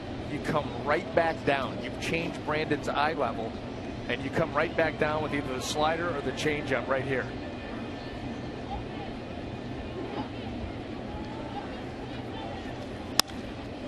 It's lifted back into center field. Jackson to his right and back to make the catch. Tag at third. Joyce heads to the plate with another run, and over to third goes Longo. So the Rays have added another run to make it 4-0. And a nice job by Guyer after chasing a pitch in the dirt to start the at bat. He delivers a sacrifice fly. You know, almost like he was anticipating exactly what Sanchez was going to do. He looked bad on a couple of balls down, fouled the pitch away that was up, and then the pitch that Sanchez wanted to swing and a miss, he got down, got underneath, even more impressive. And you know what? He got the ball deep enough into center that it allowed Longoria to move up from second to third. So bonus. Run batted in and another runner on third with less than 2.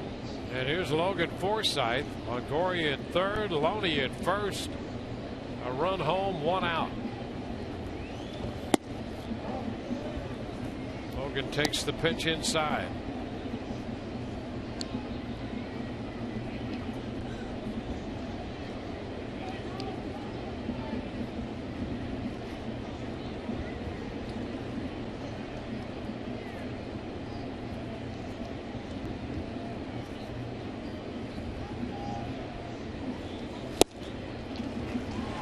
for that one. 1 ball, 1 strike. Missed the slider.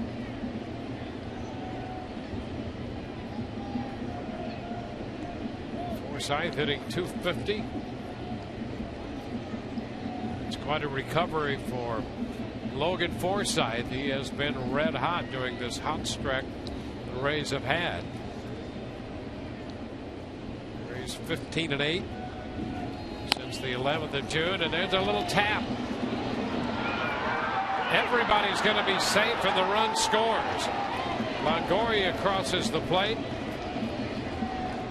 Loney moves up to second, and a nice job there by Forsythe to get a run home to make it 5-0. There it was. Your first and third, 1 out. That safety squeeze, and Forsythe is able to put a little bit on this bunt. And you see, watch here, he gets it by Sanchez, who is covering straight in. And by the time Cabrera gets to it and flips to Sanchez, Forsythe hustling straight line is going to beat everybody. Boy, that is well done all around. The Rays love to be in a position to utilize that play, one that the late Don Zimmer encouraged. So the Rays now have a 5-0 lead. Ryan Hannigan takes the pitch down. 1 ball, no strikes.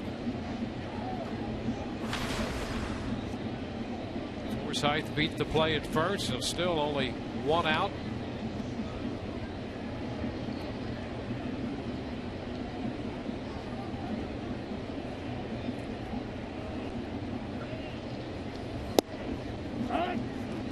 It's 1-1.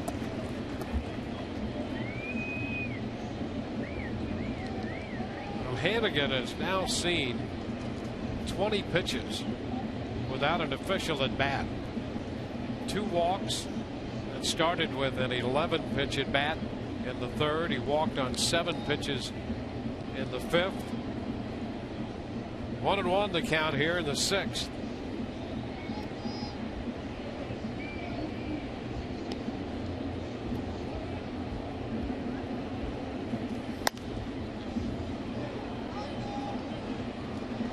It's out of play. 1-2.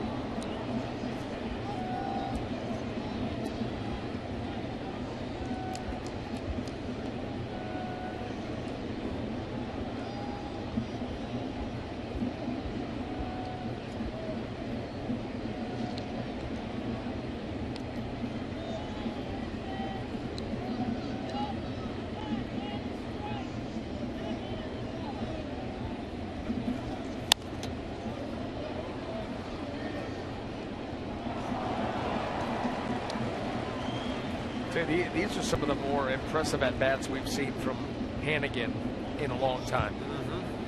I mean, he is really battling tough pitches, taking close pitches, and he's doing it once again.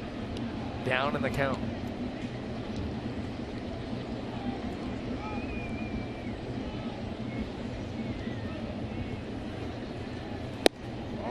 Upstairs. 2 balls, 2 strikes.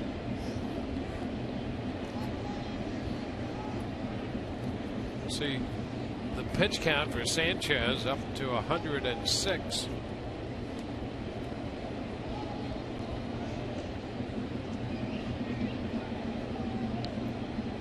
Hannigan alone has seen over 20% of those pitches. Pops it up, a foul ball. Castellanos to the railing, but that's out of play.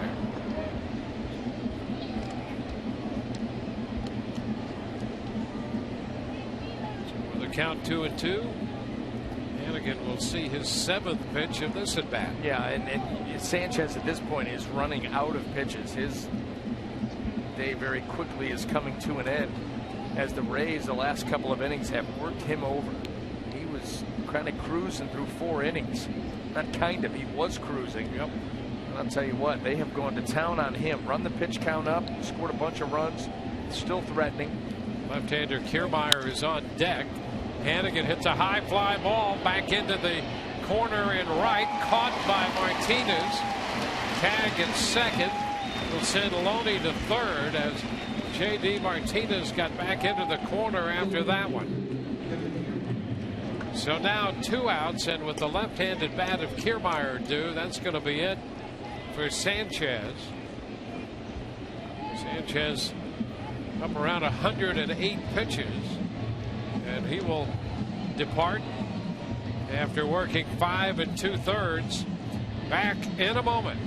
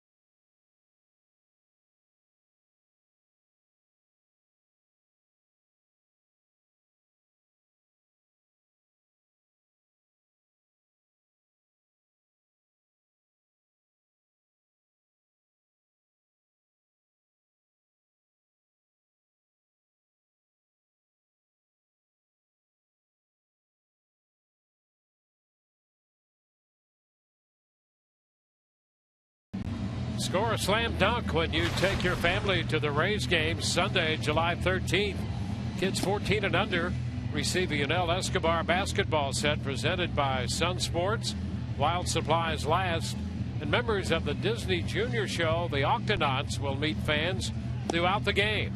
For tickets, visit RaysBaseball.com or call 888-FAN-RAYS. Phil Koch is the new pitcher, the veteran left-hander on now. He's on for the 30th time, and that ERA an unsightly 5.16, but he has been throwing the ball much better as of late. That's why Brad Ausmus turns to him in this situation with Kiermaier at the plate.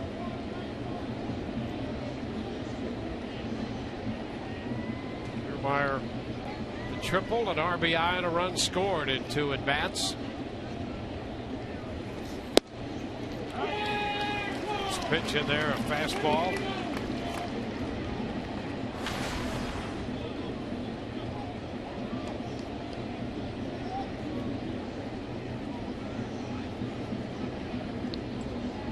Seventh man to come to the plate for the Rays in the 6th. They've added 2 runs to the 3 they scored in the 5th. That's a fair ball the other way. Loney will score. Forsythe hits third. Foley's going to wave him around. And into third base goes Kiermaier with another triple. And the Rays add 2 more runs to make it 7-0. 3-base hit into the left field corner for Kevin Kiermaier. Well, first of all, he rockets this ball by Castellanos. I think that's what they're talking about right now. No, if Nick even saw it. Watch Kiermaier out of the box, this ball to left field.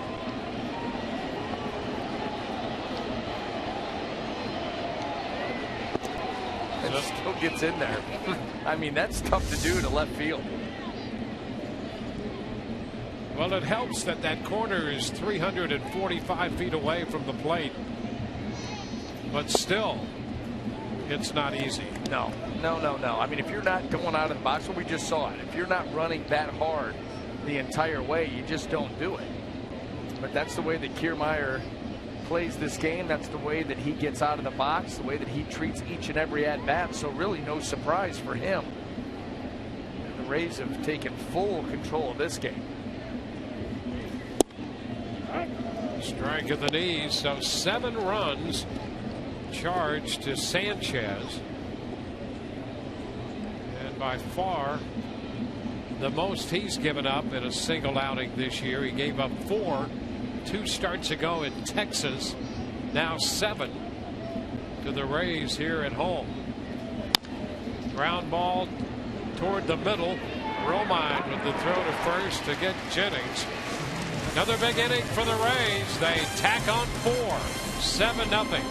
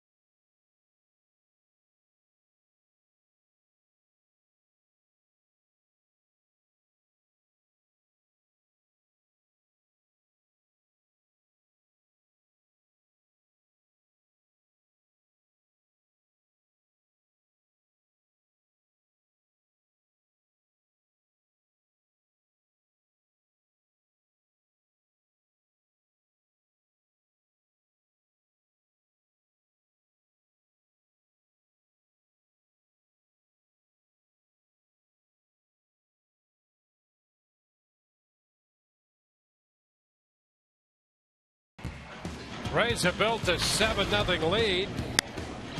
Logan Forsythe opened the 5th inning with his 3rd home run of the year. That led to a 3-run inning. Kiermaier's first triple of the day came in the 5th. Desmond Jennings followed with an RBI single. And Kiermaier drove in 2 more runs and a 4-run 6th with his 2nd triple of the day. Meanwhile, Chris Archer has been right on. 5 scoreless innings. He just continues to work over these Tiger hitters, and now he goes out there in the bottom of the 6th working with a 7-run lead. You ever want to see a pitcher attack the zone, now is the time. First 2 pitches, strikes here to Austin Jackson. So it's an 0-2 count. The Rays sending shockwaves through Comerica Park here. You think about offenses who can light it up very quickly, especially in this matchup. You're thinking obviously with the Tigers, but it's the Rays and Archer the beneficiary. And look at the pitch count on Archer. 53 pitches as he is 3 pitches into this at bat against Austin Jackson. Ground ball right side, diving stop. Forsythe got it. Forsythe having a great day, and there's a great play. You know what's more impressive, the range on Forsythe, or how quickly he can get to his feet and get rid of the baseball, because that's the key. Jackson running, he's got very good speed.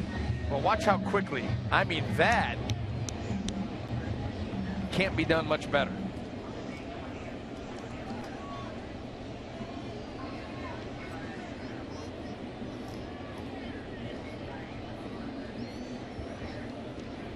So here is Ian Kinsler.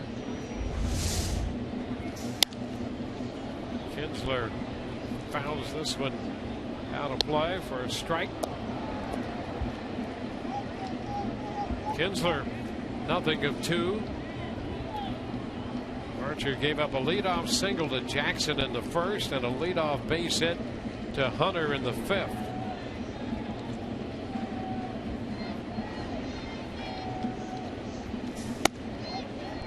downstairs. It's 1-1.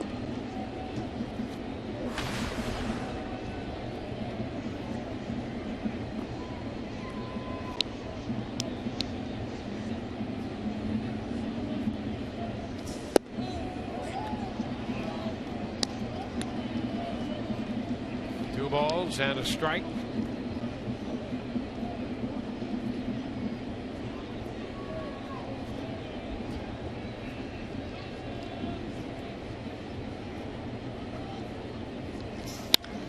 Hot shot, that one past Longoria and up the left field line.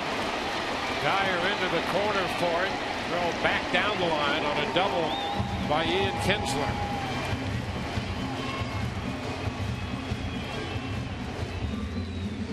Third hit given up by Archer.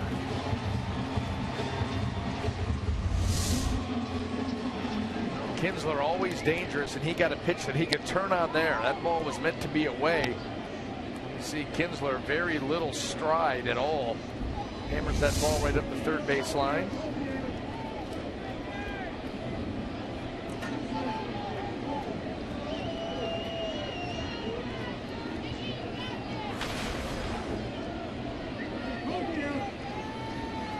Miguel Cabrera.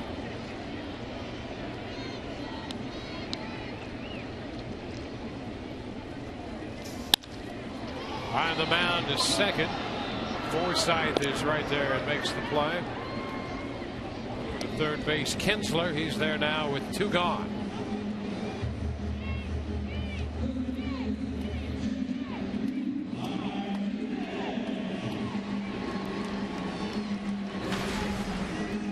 Well, the Red Sox beat the Orioles 3-2 today. They have a game to go tonight.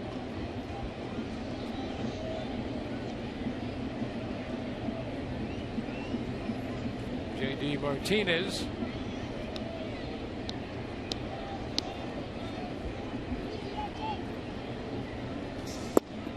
And the first pitch is in there for a strike.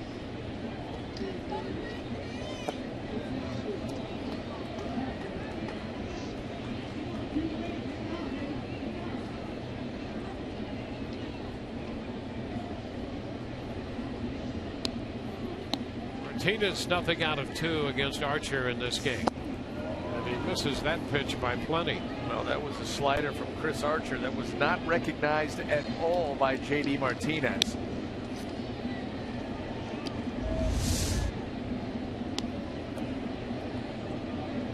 There's no reason to not go right back to that. Although Martinez will be on the lookout for it.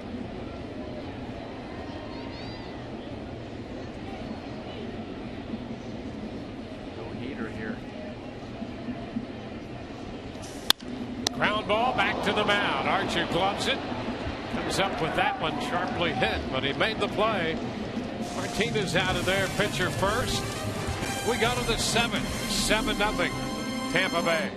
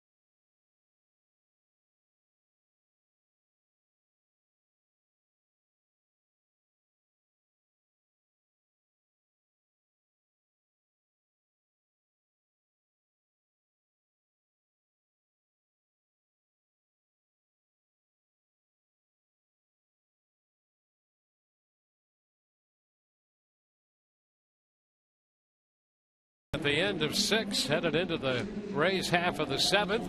Here's what's coming up Monday on Rays Live, the pregame show presented by your Gulf Coast Honda dealers. James Shields returns to the Trop, and Arestas will break down Alex Gordon of the Kansas City Royals. It'll open the homestand with Kansas City in for 3, and what a matchup, Shields and Odorizzi. Well, James Shields, obviously, you know, that big trade with the Kansas City Royals, and Jake Odorizzi part of that, so they're going to get an opportunity to face off, and the Rays' final homestand before the All-Star break, and it looms large once again. Yeah, Monday will be a lot of fun. And it'll be a quick turnaround for the Rays, too, after playing that game tomorrow night late. Obviously getting in late. So you know that Monday's going to be a show and go for everybody. Ben Zobrist will open the 7th inning, facing the left-hander Phil Koch.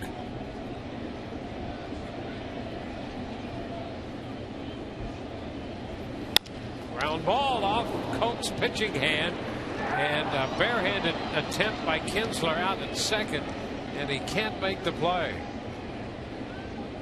Well, you hope that Koch is all right. Well, anytime you stick that bare hand out there, ground ball or not, it gets back to you pretty quick. Well, the Tigers going to take a look at Koch. Yeah, this is instinct. That you're trying to make a play. Not always the smartest thing, but a lot of times you don't have time to think about that.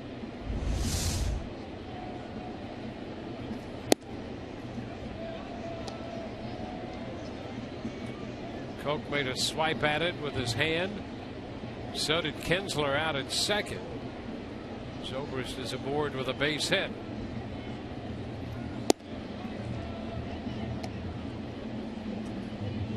Koch a couple tosses and says he's okay.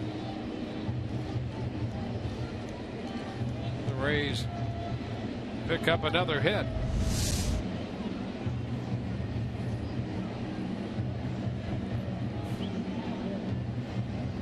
Boy, he caught that third and fourth finger, middle and ring finger on that left hand. You saw him snap back. That's why he took that second toss to throw a changeup, because those are the main fingers behind the baseball on the changeup. He says he's all right, so here we go. And here is Matt Joyce.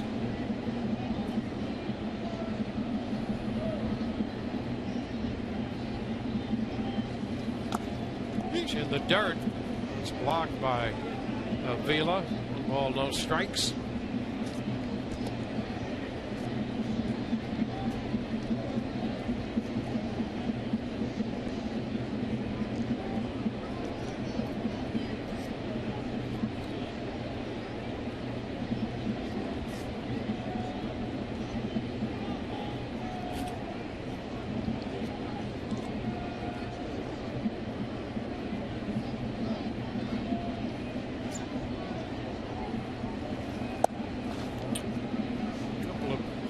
Good misses here to Joyce.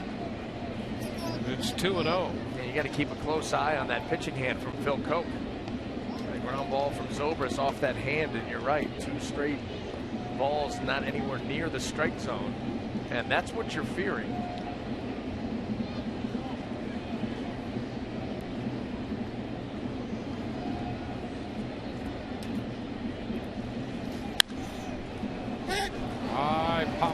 Back and out of play.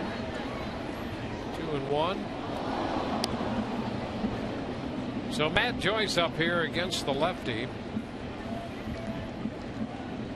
Came into this game with 2 triples off Anibal Sanchez. He was the last Ray to put together 2 triples in a game against the Florida Marlins. At the time, the Florida Marlins, now the Miami Marlins, in May of 2011. And Kiermaier has 2 triples in this game. Out of the photographer's area foul. The count is 2-2. Kiermaier, the 6th man to have 2 triples in one game in Rays history. Matt Joyce was the 5th. And Davey Martinez, who's now in the Rays dugout, was the 2nd man to do that back in '99 against the Angels.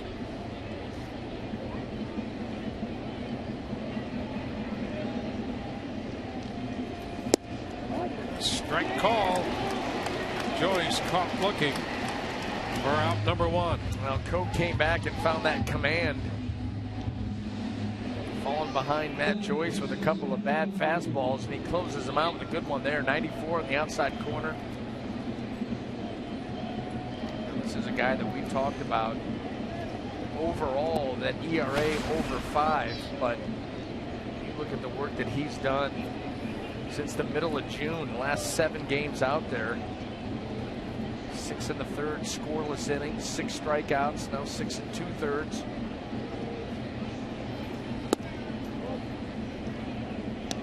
Evan Longoria takes a pitch down.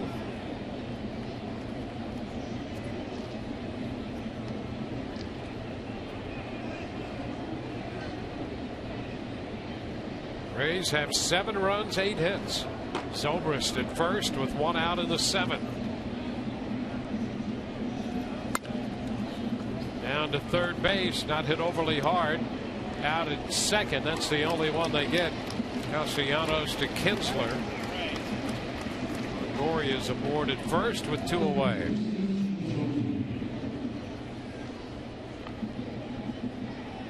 That'll give James Loney an opportunity to swing the bat here in the 7th inning. Well, how about before yesterday?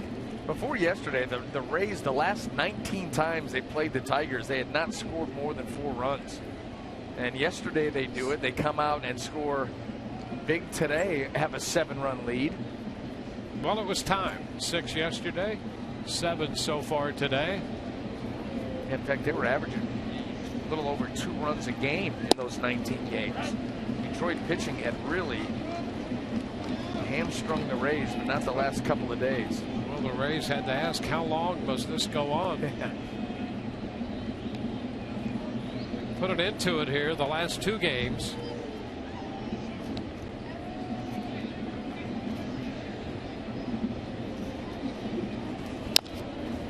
The chopper handled by Cabrera, unassisted. No runs, a hit, 1 left. Middle of the 7th. 7-0 Rays.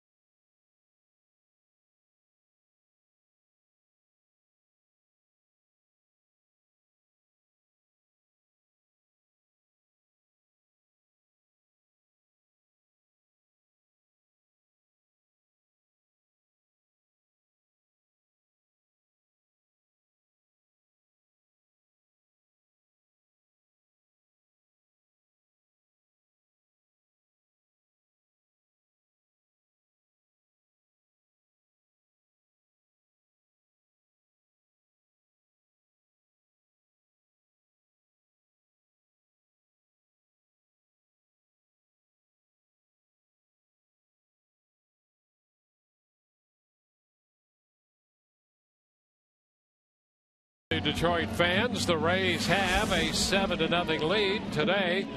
USAA would like to pay special recognition to all of our service members at home and abroad Thank you for your service, one and all.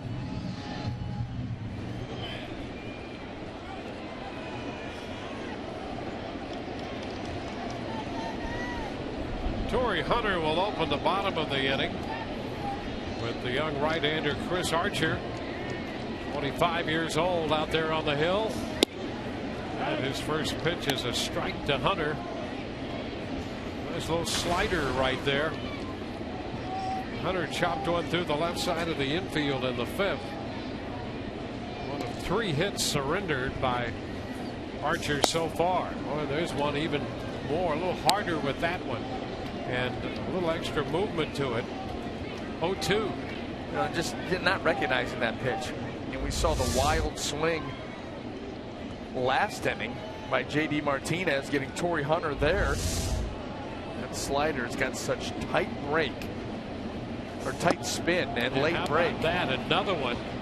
Slider, slider, slider, and he takes care of a very good veteran hitter. And that's what he should have done to J.D. Martinez last inning. And you hate to nitpick in such a great outing here by Chris Archer, but there's no reason he could have done the same thing. Instead, he went with a fastball that was out over the plate, and if not for quick reflexes, it was an RBI single. And we saw Jim Hickey meet him in the dugout, and you have to believe he's having that same conversation with him.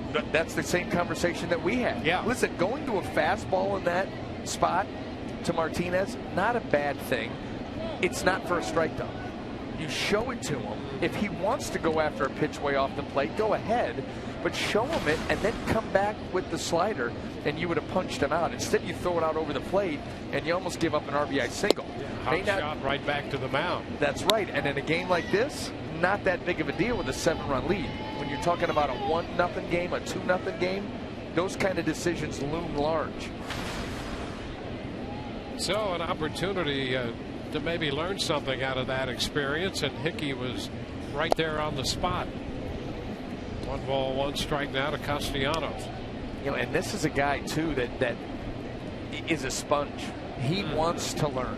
He wants to get better. He's not one of those guys who thinks that he has it all figured out already. Very coachable young man. Down to third. Longoria handles this one. So 2 up and 2 down in the 7th inning, as promised earlier in the game. We have the AT&T fan photo of the game.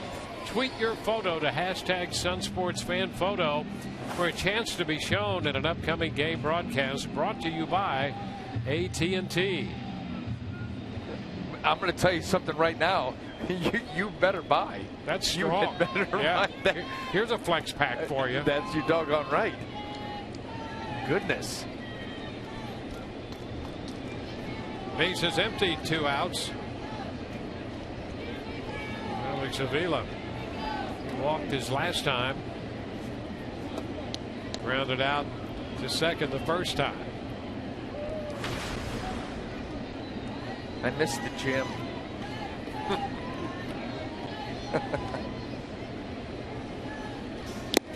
A swing and a miss. I'm sure you do.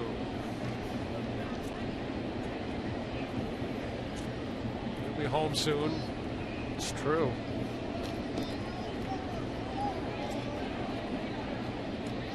Well, these road trips, when you go on these long 3-city trips and the team's winning, they tend to move a little quicker. They do indeed.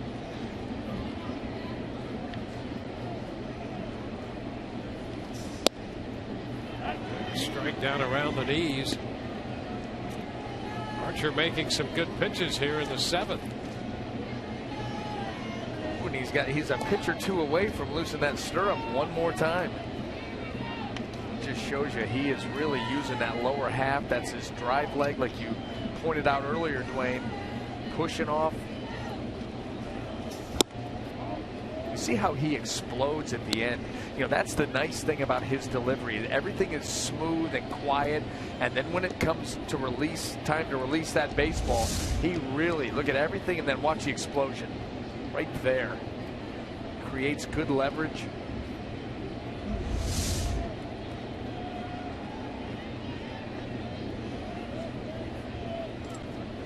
One and two. And a high fly ball deep to right. That'll send Kiermaier to the wall, and it's gone. Avila hits his 6th home run of the year, and that'll put Detroit on the board.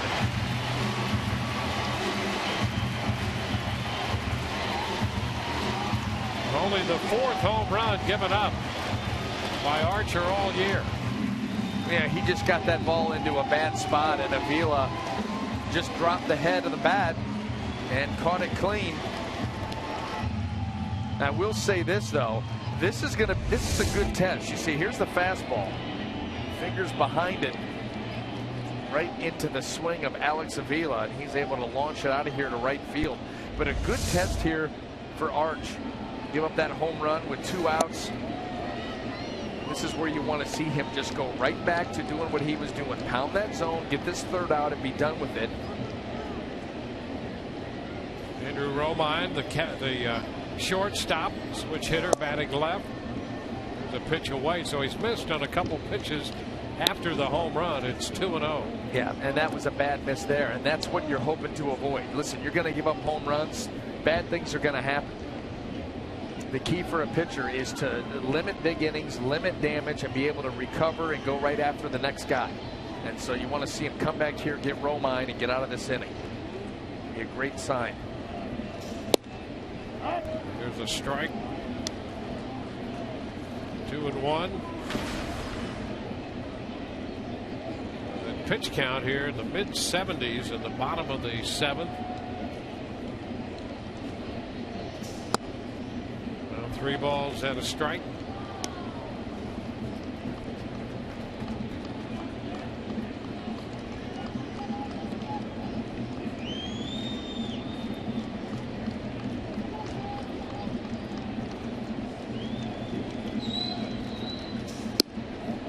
And a walk. After the home run comes a base on balls. And here comes Jim Hickey. Another good visit, even with a 6-run lead. Yeah, and you know, this speaks to the maturation process of Chris Archer. You know, this inning, you know, you get Romine out of there, you end this inning, but the fact that Jim Hickey even feels the need to go out there, you realize that there's still a little bit more for Chris to learn about himself, about his emotions, and that's going to be the key for him, to keep those emotions in check and not let innings get out of hand. And that's why this was going to be a good test for him in a 7-1 game. Can you recover and retire the next hitter? Well, he ends up walking him on 5 pitches. You've got to be able to make these adjustments without Jim Hickey coming to the mound. That's the challenge. Here's Rajah Davis. Now you want to close it out here because this is a potent offense, and you don't want to give them any ideas about trying to get back into this thing. 1-0 the count to Davis.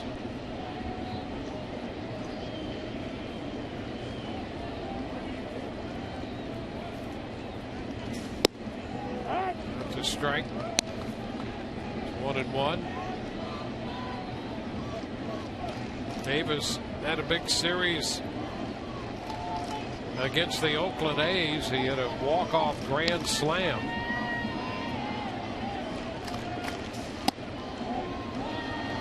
Two and one, came into the game. 29 runs batted in, 6 homers. 277 on the year right now.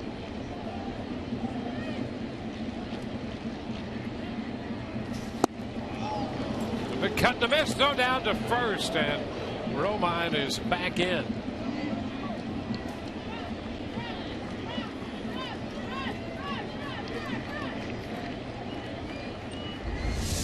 Davis right here lets Archer off the hook, and then a quick snap throw by Hannigan.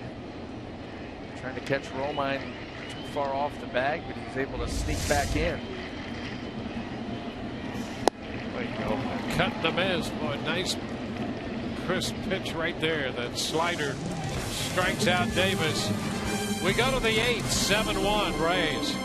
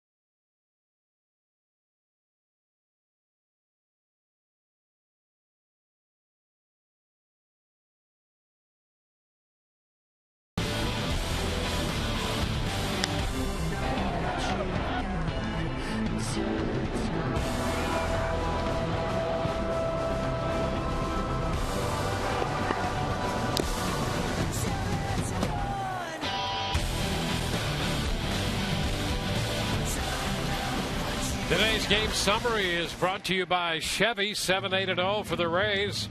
3 runs in the 5th and 4 in the 6th. 1-4-0 for the Tigers. They got on the board in the 7th inning. Chris Archer allowing just the 1 run on 4 hits. Has pitched extremely well, and the Rays jumped on Anibal Sanchez, giving up 7 runs, and that is a high for him this year. Prior to that, he'd given up no more than 4 runs, and that in just 1 outing.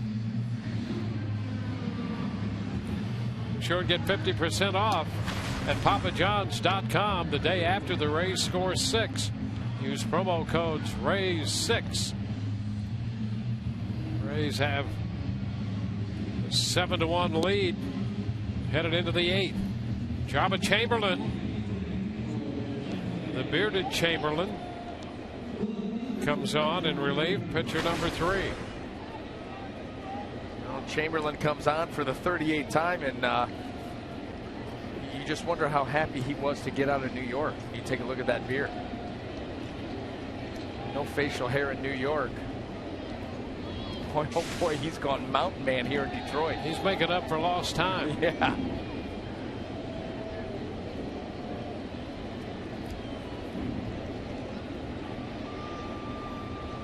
Brandon Guyer faces him.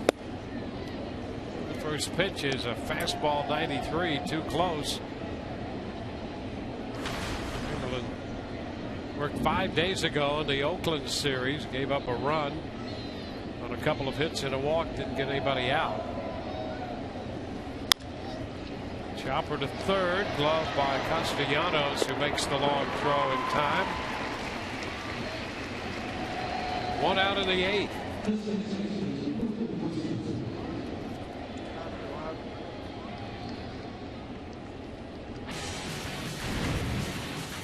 Logan Forsythe has had quite a day here for the Rays. Well, you know what? A fly out his first time up, and then in that 5th inning, he hits the home run that got it started for the Rays. And then how about this? The old 1st and 3rd bunt turns that into a base hit and an RBI. And then flashing a little bit of the defense, too. A great play there, deep in the hole at second base. Doing it all today for the Rays.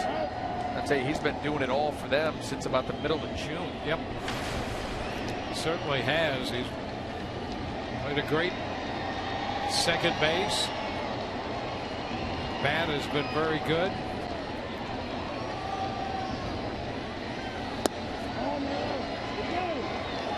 He checked in time, says Greg Gibson. Now 1-1.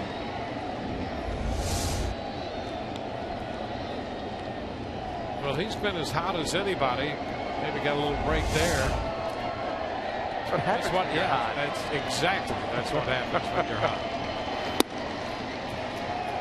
2-1. He was hitting .392 for the Rays during this stretch in which they've gone 15-8, and he's added 2 more hits today.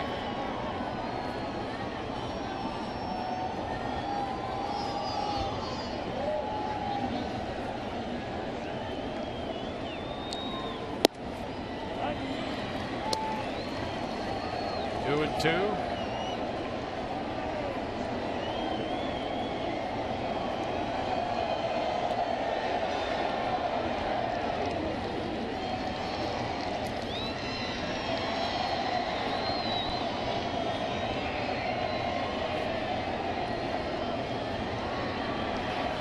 Upstairs. 3 balls, 2 strikes.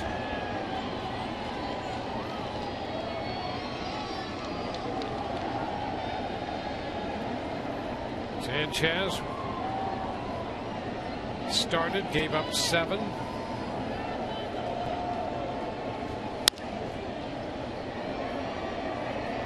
Force another 3-2 from Chamberlain. Sanchez worked 5 2/3. Coke worked an inning and a third, and now Chamberlain 1 out into the 8th. You know, coming into play on June the 16th, Forsythe was hitting 178. 178, and since then 417, and that's what's gotten that average up over 250, 254.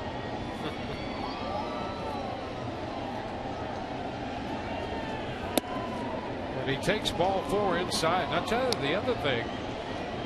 You really have to like the looks of the infield with him at second base and Zobrist steady and short. I mean, good things have happened with that combination. You know, it passes the eye test. You know, they're making plays. They're turning more double plays. Forsythe much more active at second base. Zobrist is doing a great job at short. They're working well together. Forsythe, his bat is getting it done. Yeah, it's got a great look to it right now, and something to not be messed with, you would think. Ryan Hannigan chops it toward the middle. Romine to second, one over to first, and they get the double play. So Romine, the shortstop, starts it. We go to the bottom of the 8th, 7-1 Rays.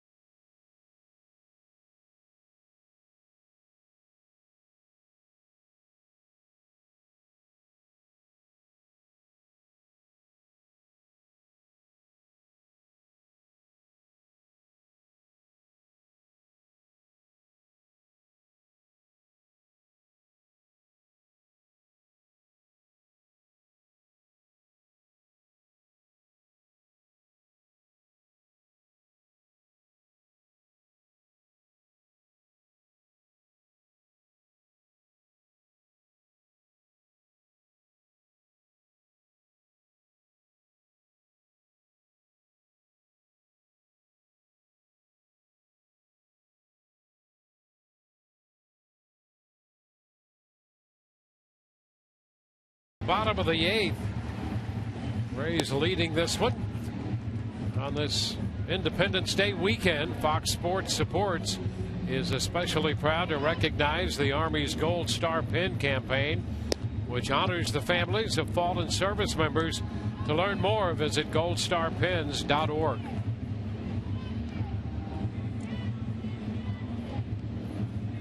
Joe Madden watching from the dugout as Chris Archer has limited the Tigers to 1 run on a home run in the 7th inning by Alex Avila. 1 run, 4 hits, 82 pitches, 20 of those came in the 7th. And now it's the top of the order. First pitch to Austin Jackson is a strike. Jackson hit the first pitch Archer threw today through the left side of the infield for a base hit. 3 pitches later, he was doubled up. A 6-4-3 double play. This one right back at Archer, who grabs it. Boy, there's some lightning reflexes there by Archer, who grabbed it, hit the deck, and came up holding the glove with the ball in it. Boy, that is scary. And Chris Archer, boy, quick with the glove is right. This was a bullet off the bat of Jackson, and watch this.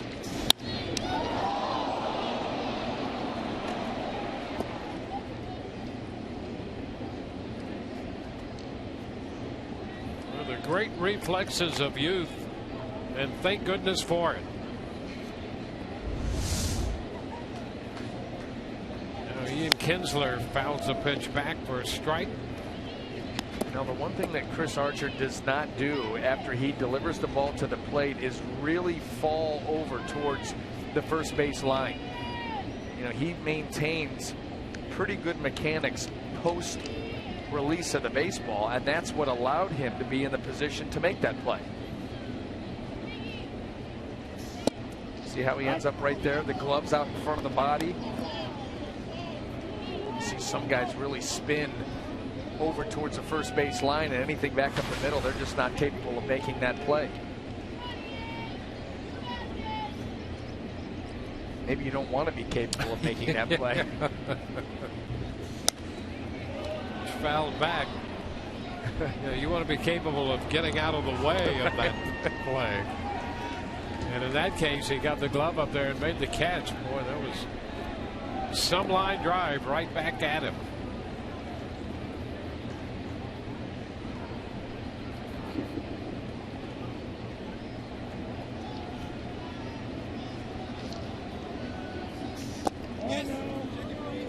Kinsler checks, slider down and away out of the zone.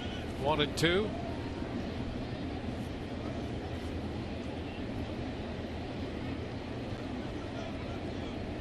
Rays about hit the Tigers 8-4. They lead 7-1.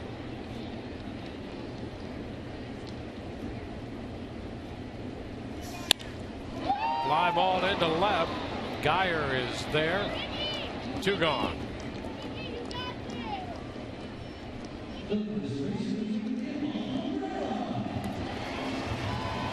So the bases are empty, and Miguel Cabrera will be the hitter.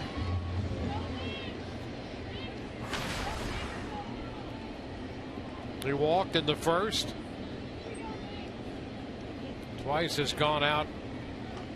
Forsythe to Loney broke his bat in the 4th inning. Swings through it for a strike.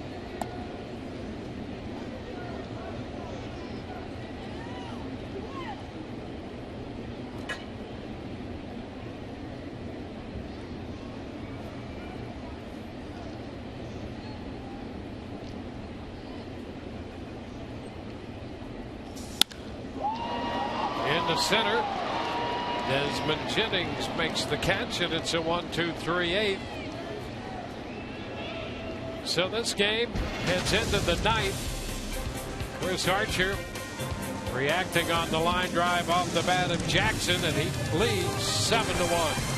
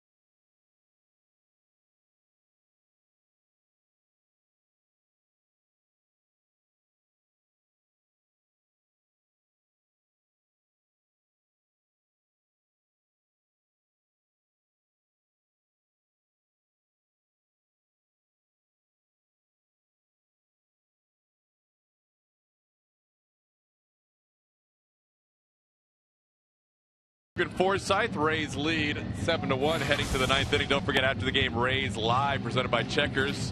Talk about Logan Forsythe's run lately. Also Joe Maddon's press conference, interviews from the Rays clubhouse, and we'll hear from Chris Archer after this game as well. Rich Hollenberg and Ressus Destrada will host. Dwayne Stats and PA with their thoughts as well. Kevin Kiermaier, will probably hear from him as well, as he has a chance to set a Rays record if he gets a 3rd triple. Guys, back to you. And here is Kevin Kiermaier to lead it off. He tripled and scored in the 5th. Drove in a run with that one, and he tripled, driving in 2 runs in the 6th. Faces the left-hander Pat McCoy. He takes the first pitch outside. Rays have never had a player with 3 triples in a single game. Last player to hit 3 triples in one game. Does have a Tampa connection. Denard Span with Minnesota. There's a base hit the other way, and a single as he makes a big turn and stops, settling for a base hit to lead off the ninth. Well, I like the idea of Kiermaier and his approach against left-handed pitching. The majority of the time they're going to pitch you middle away. Well, his idea is go ahead and I'll just slap it the other way. You see him let this ball get into the zone and then just half swing. Get the barrel to it, pop it through a hole, and reach base.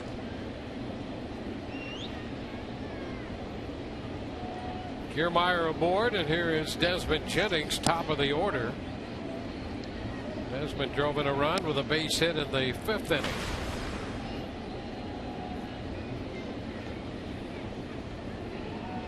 So Kiermaier at first base with his 3rd hit of the day.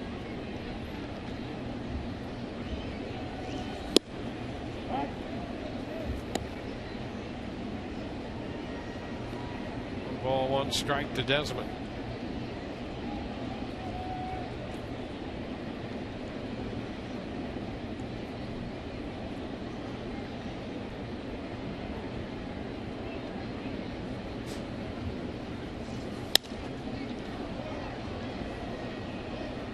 Ball, 2 strikes.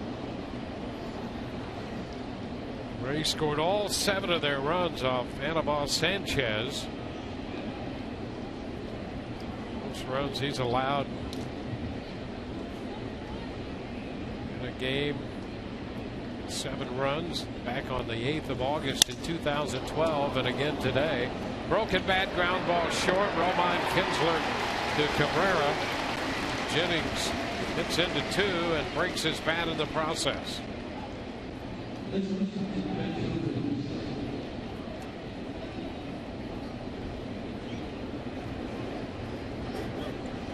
So the bases are empty for Ben Zobrist.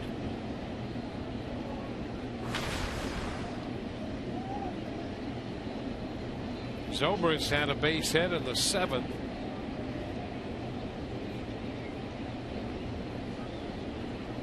So everybody in the Rays order has reached base with the exception of Brandon Guyer, and he drove in a run with a fly ball to center in the 4-run 6th after falling behind in the count. A great job by Guyer to recover and drive in the run with a sacrifice fly. So everybody has pitched in today in the Rays lineup, top to bottom.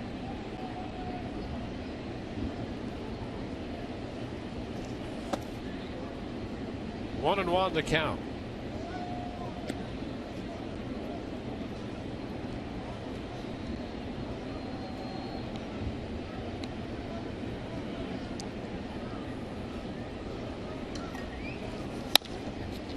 Ground ball right side. McCoy's going to have to cover. A close play. Safe. Zobrist has himself an infield hit. Cabrera had to range far to his right. And then it was a foot race between McCoy and Zobrist beat a man. And you wonder if McCoy did something to his foot there, covering the bag. Nice hustle by Ben Zobrist.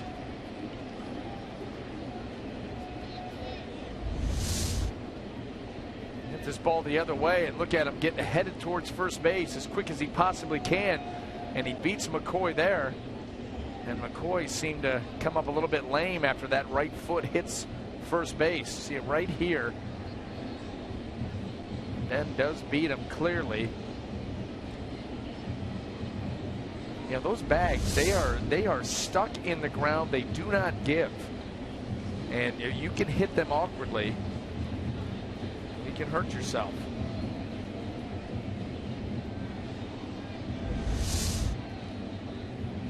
So we'll see if he's all right.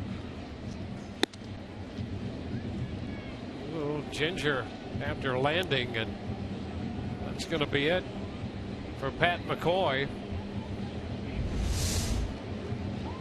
So it was not a smooth landing there after making that pitch. And the Tigers will bring on a new pitcher with Zobrist aboard and 2 outs in the top of the 9th inning. So we'll be back with the score 7-1 Rays after this.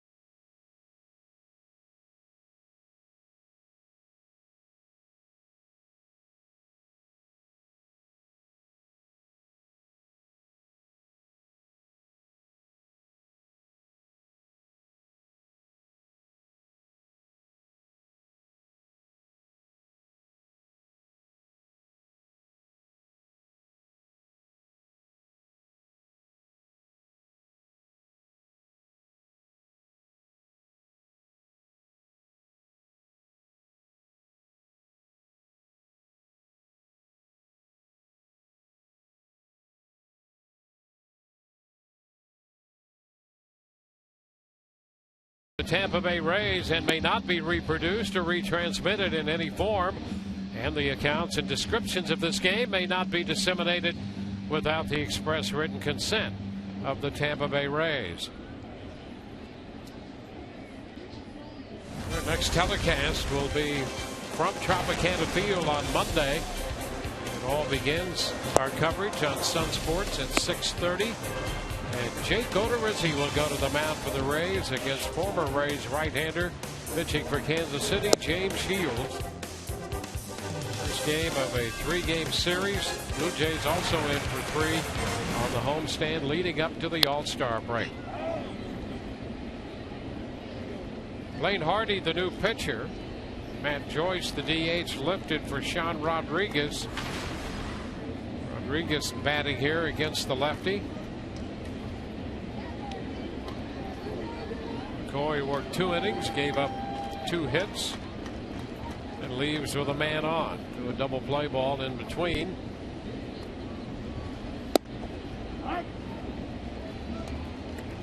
Two strikes the count to Rodriguez. Hardy worked 1 inning last night, gave up a hit, no runs, struck out 1 and walked 1. He pitched the 8th inning last night in the 6-3 victory for the Rays. Tap up the third base side, long throw, and it's wide. That's going to be a base hit.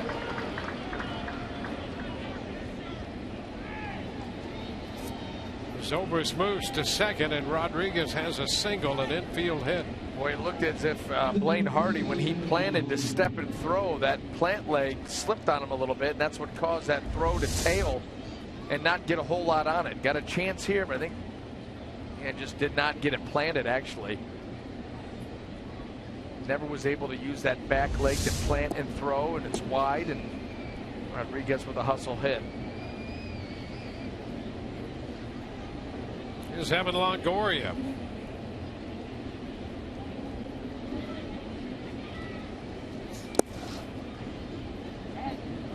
2-0 the count. Evans singled and scored in the 6th inning.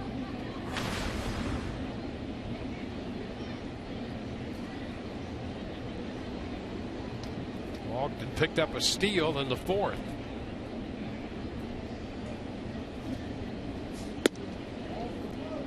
Pitch floats high. 2-0.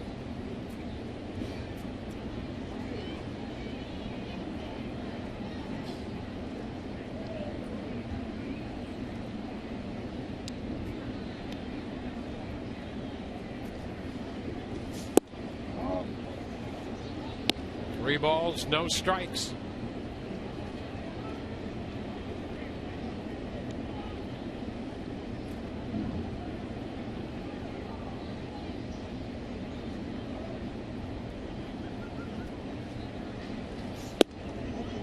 And there's ball 4. So a quick walk loads the bases.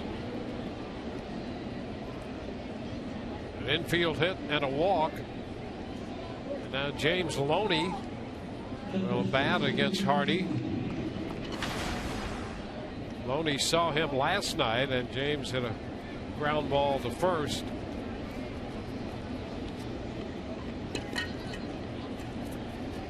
So the Rays have loaded him with 2 outs.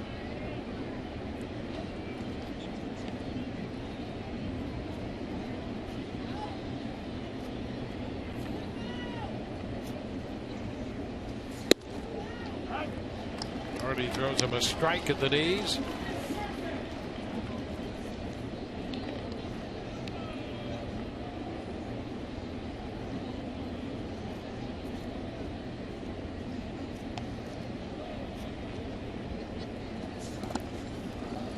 In the dirt.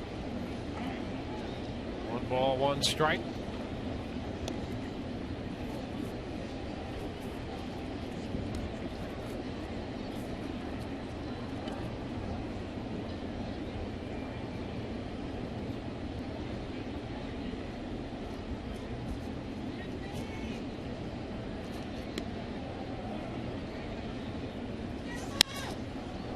Pop up on the infield.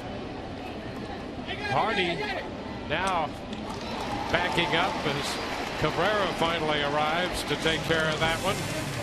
Rays do not score. They lead 7-1.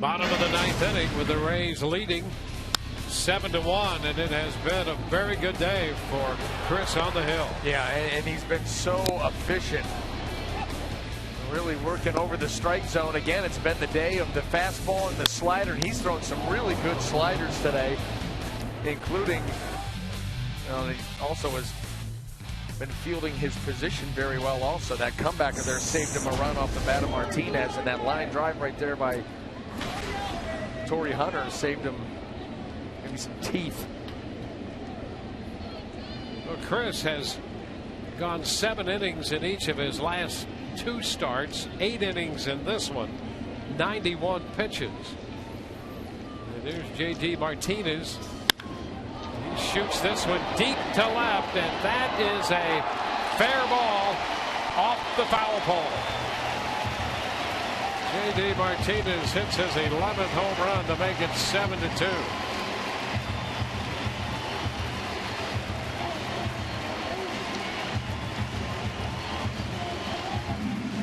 So the 2 runs given up by Archer have come on home runs by Avila and now J.D. Martinez. Yeah, and Chris Archer came into this start with the lowest home run rate in Major League Baseball in front of Felix Hernandez of the Seattle Mariners, but he's been victimized twice today.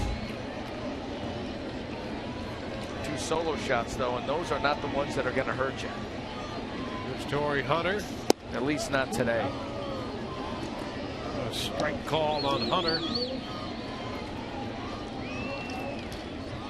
Hunter has 1 of 5 hits surrendered by Archer.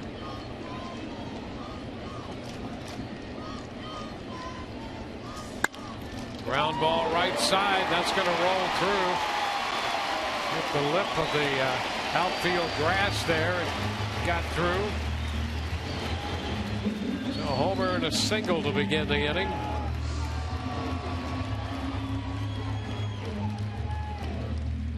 Jim Hickey's going to go to the mound. So 3 pitches in, a run home and a runner at first.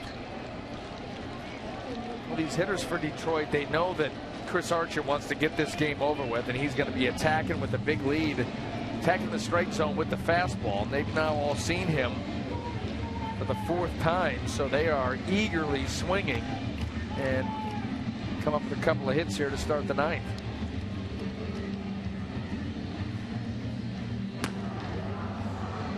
Rays break it up.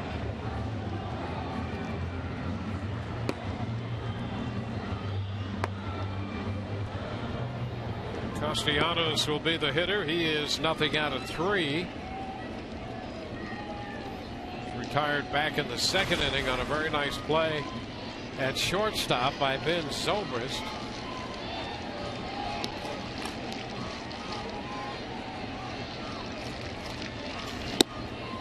There's a strike on the outside part of the plate. 95th pitch of the day delivered by Archer.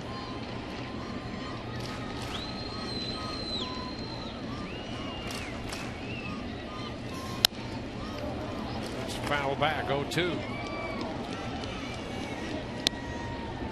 Archer made 119 pitches against the Red Sox back on the 23rd of May. Since then, his high pitch count 106 2 starts ago against Pittsburgh.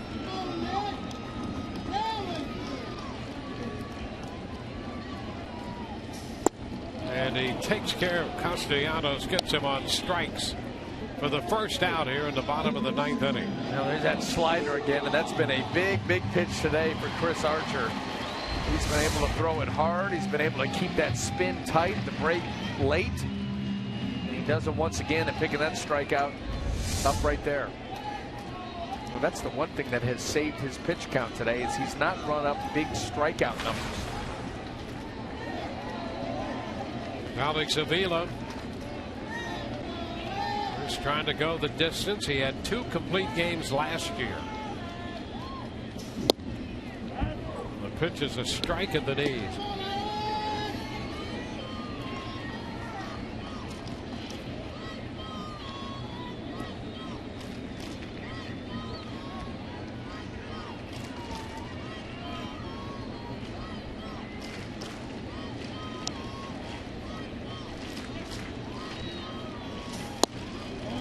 Pretty close pitch.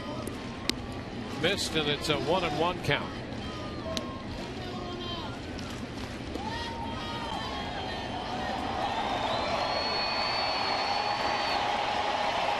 Had Grant Balfour up in the bullpen. Run home, 1 on, 1 out in the 9th.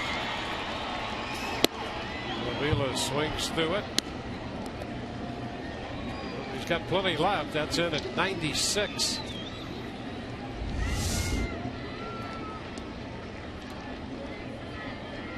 Fastball up and threw it by him. 96 on pitch number 100.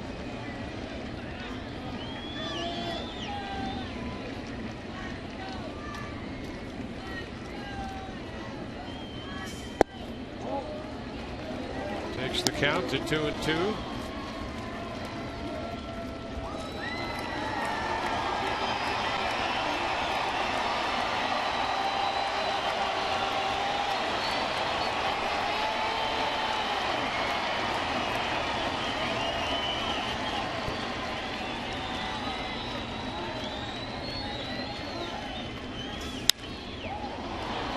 Out of play. Holds the count.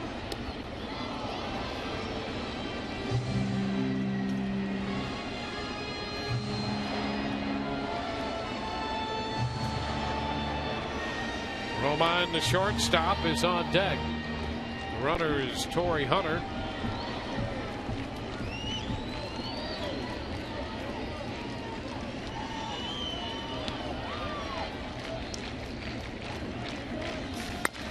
Ground ball to first, a foul ball. Gibson on the call. The count remains 2-2.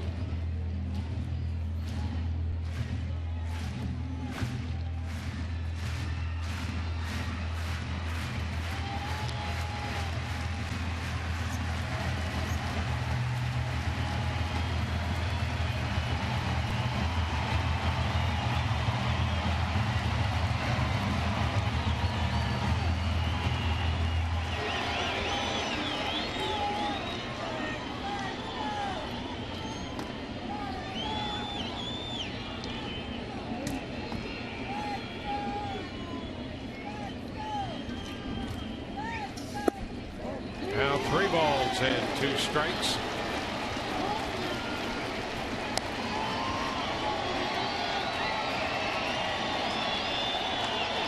Avila walked on 4 pitches in the 5th, hit the home run in the 7th. Grounded to second base in the 2nd. Archer would like to see one of those here on a 3-2 count in the 9th.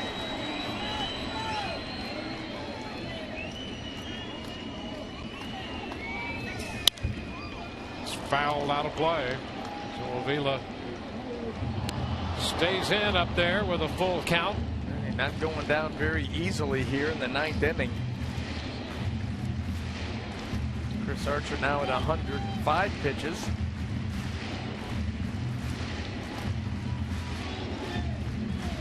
Both of Archer's complete games last year, you'll recall, were shutouts.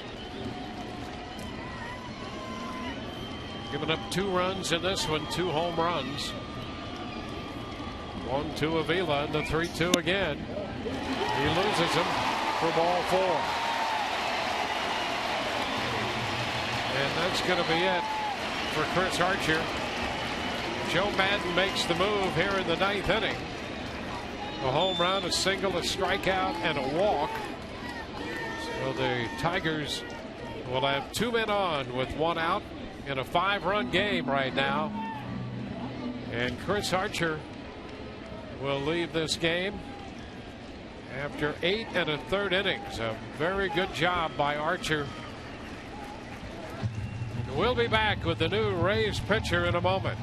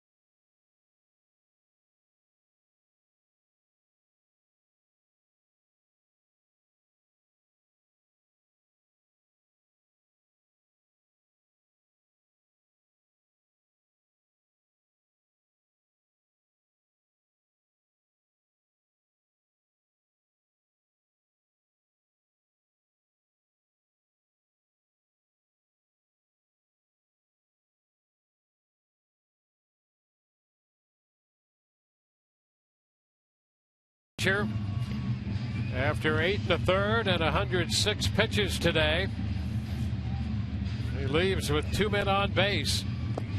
A great job against this Detroit lineup. Yeah, overall, a very, very solid day for Chris getting into the 9th inning. 2 runs so far. It's a tough assignment going up against this Tiger lineup, especially here at home, and he answered the bell. I'm sure he would have loved to have finished his game and was given the opportunity to do so, but regardless, a great job. He will turn it over to Grant Balfour, who comes on for the 34th time. He's worked 33 innings, 31 strikeouts, opponent's average of .208.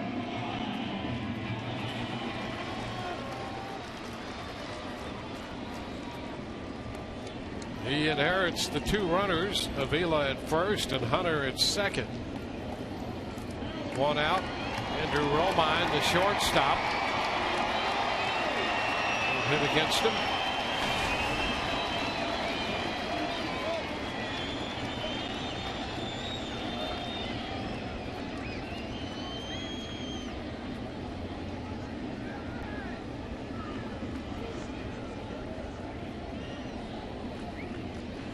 Romine 1 out of 2 against Grant. Fouls the pitch back for a strike.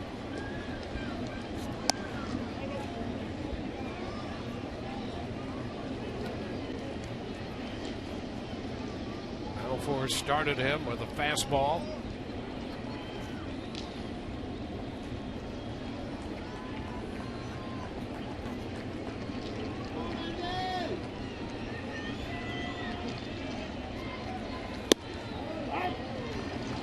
Two.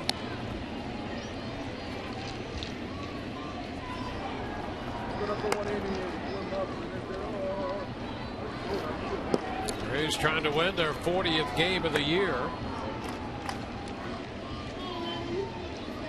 Trying to move this road trip record to 8-2.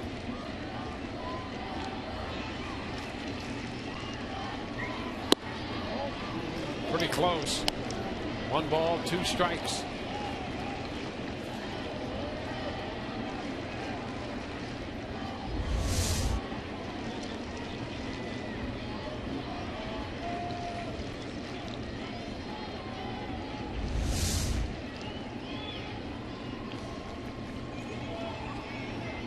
One-two pitch. It's down 2-2. Jake McGee is up in the Rays bullpen. Well, you don't want to have to see it come to that.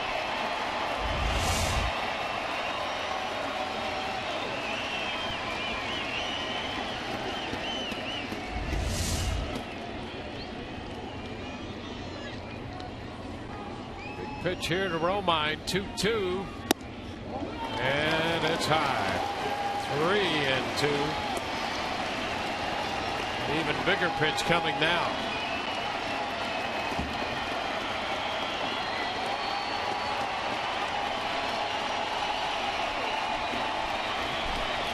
You don't want to get back around to the top of the order here and get into more of their power.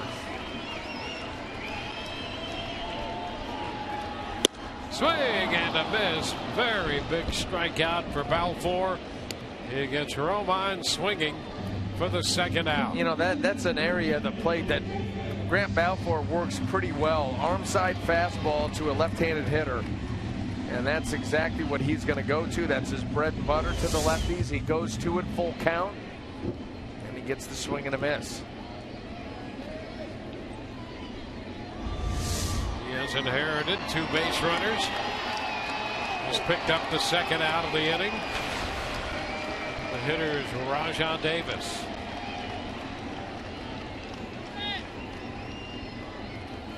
Davis goes after the pitch and fouls it out of play for a strike.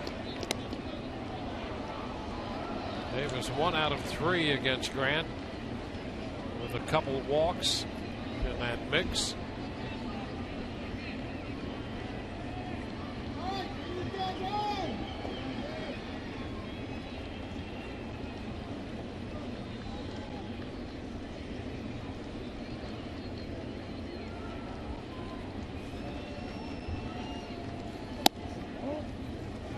wide, and it's 1-1. Tigers won the first game here on Thursday, 8-1.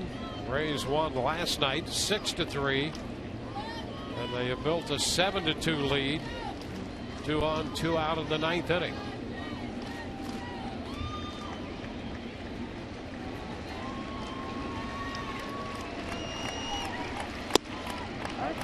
Strike taken.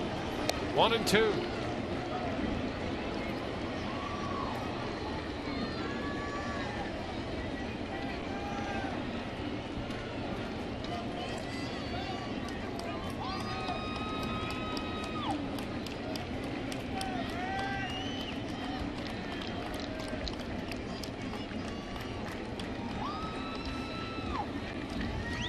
And a cut and a miss. It's all over.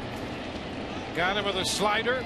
2 strikeouts for Balfour to end this game, and the Rays have taken game 3 of the series from Detroit. It's a 7-2 final here, and the Rays go to 8-2 on this road trip with 1 final game left to go tomorrow night. So the Rays have assured themselves of a split in this series, and tomorrow can go for the series win. A 7-2 victory. Chris Archer will get the win, and this slider and a cut and a miss by Rajah Davis, the final out, as Grant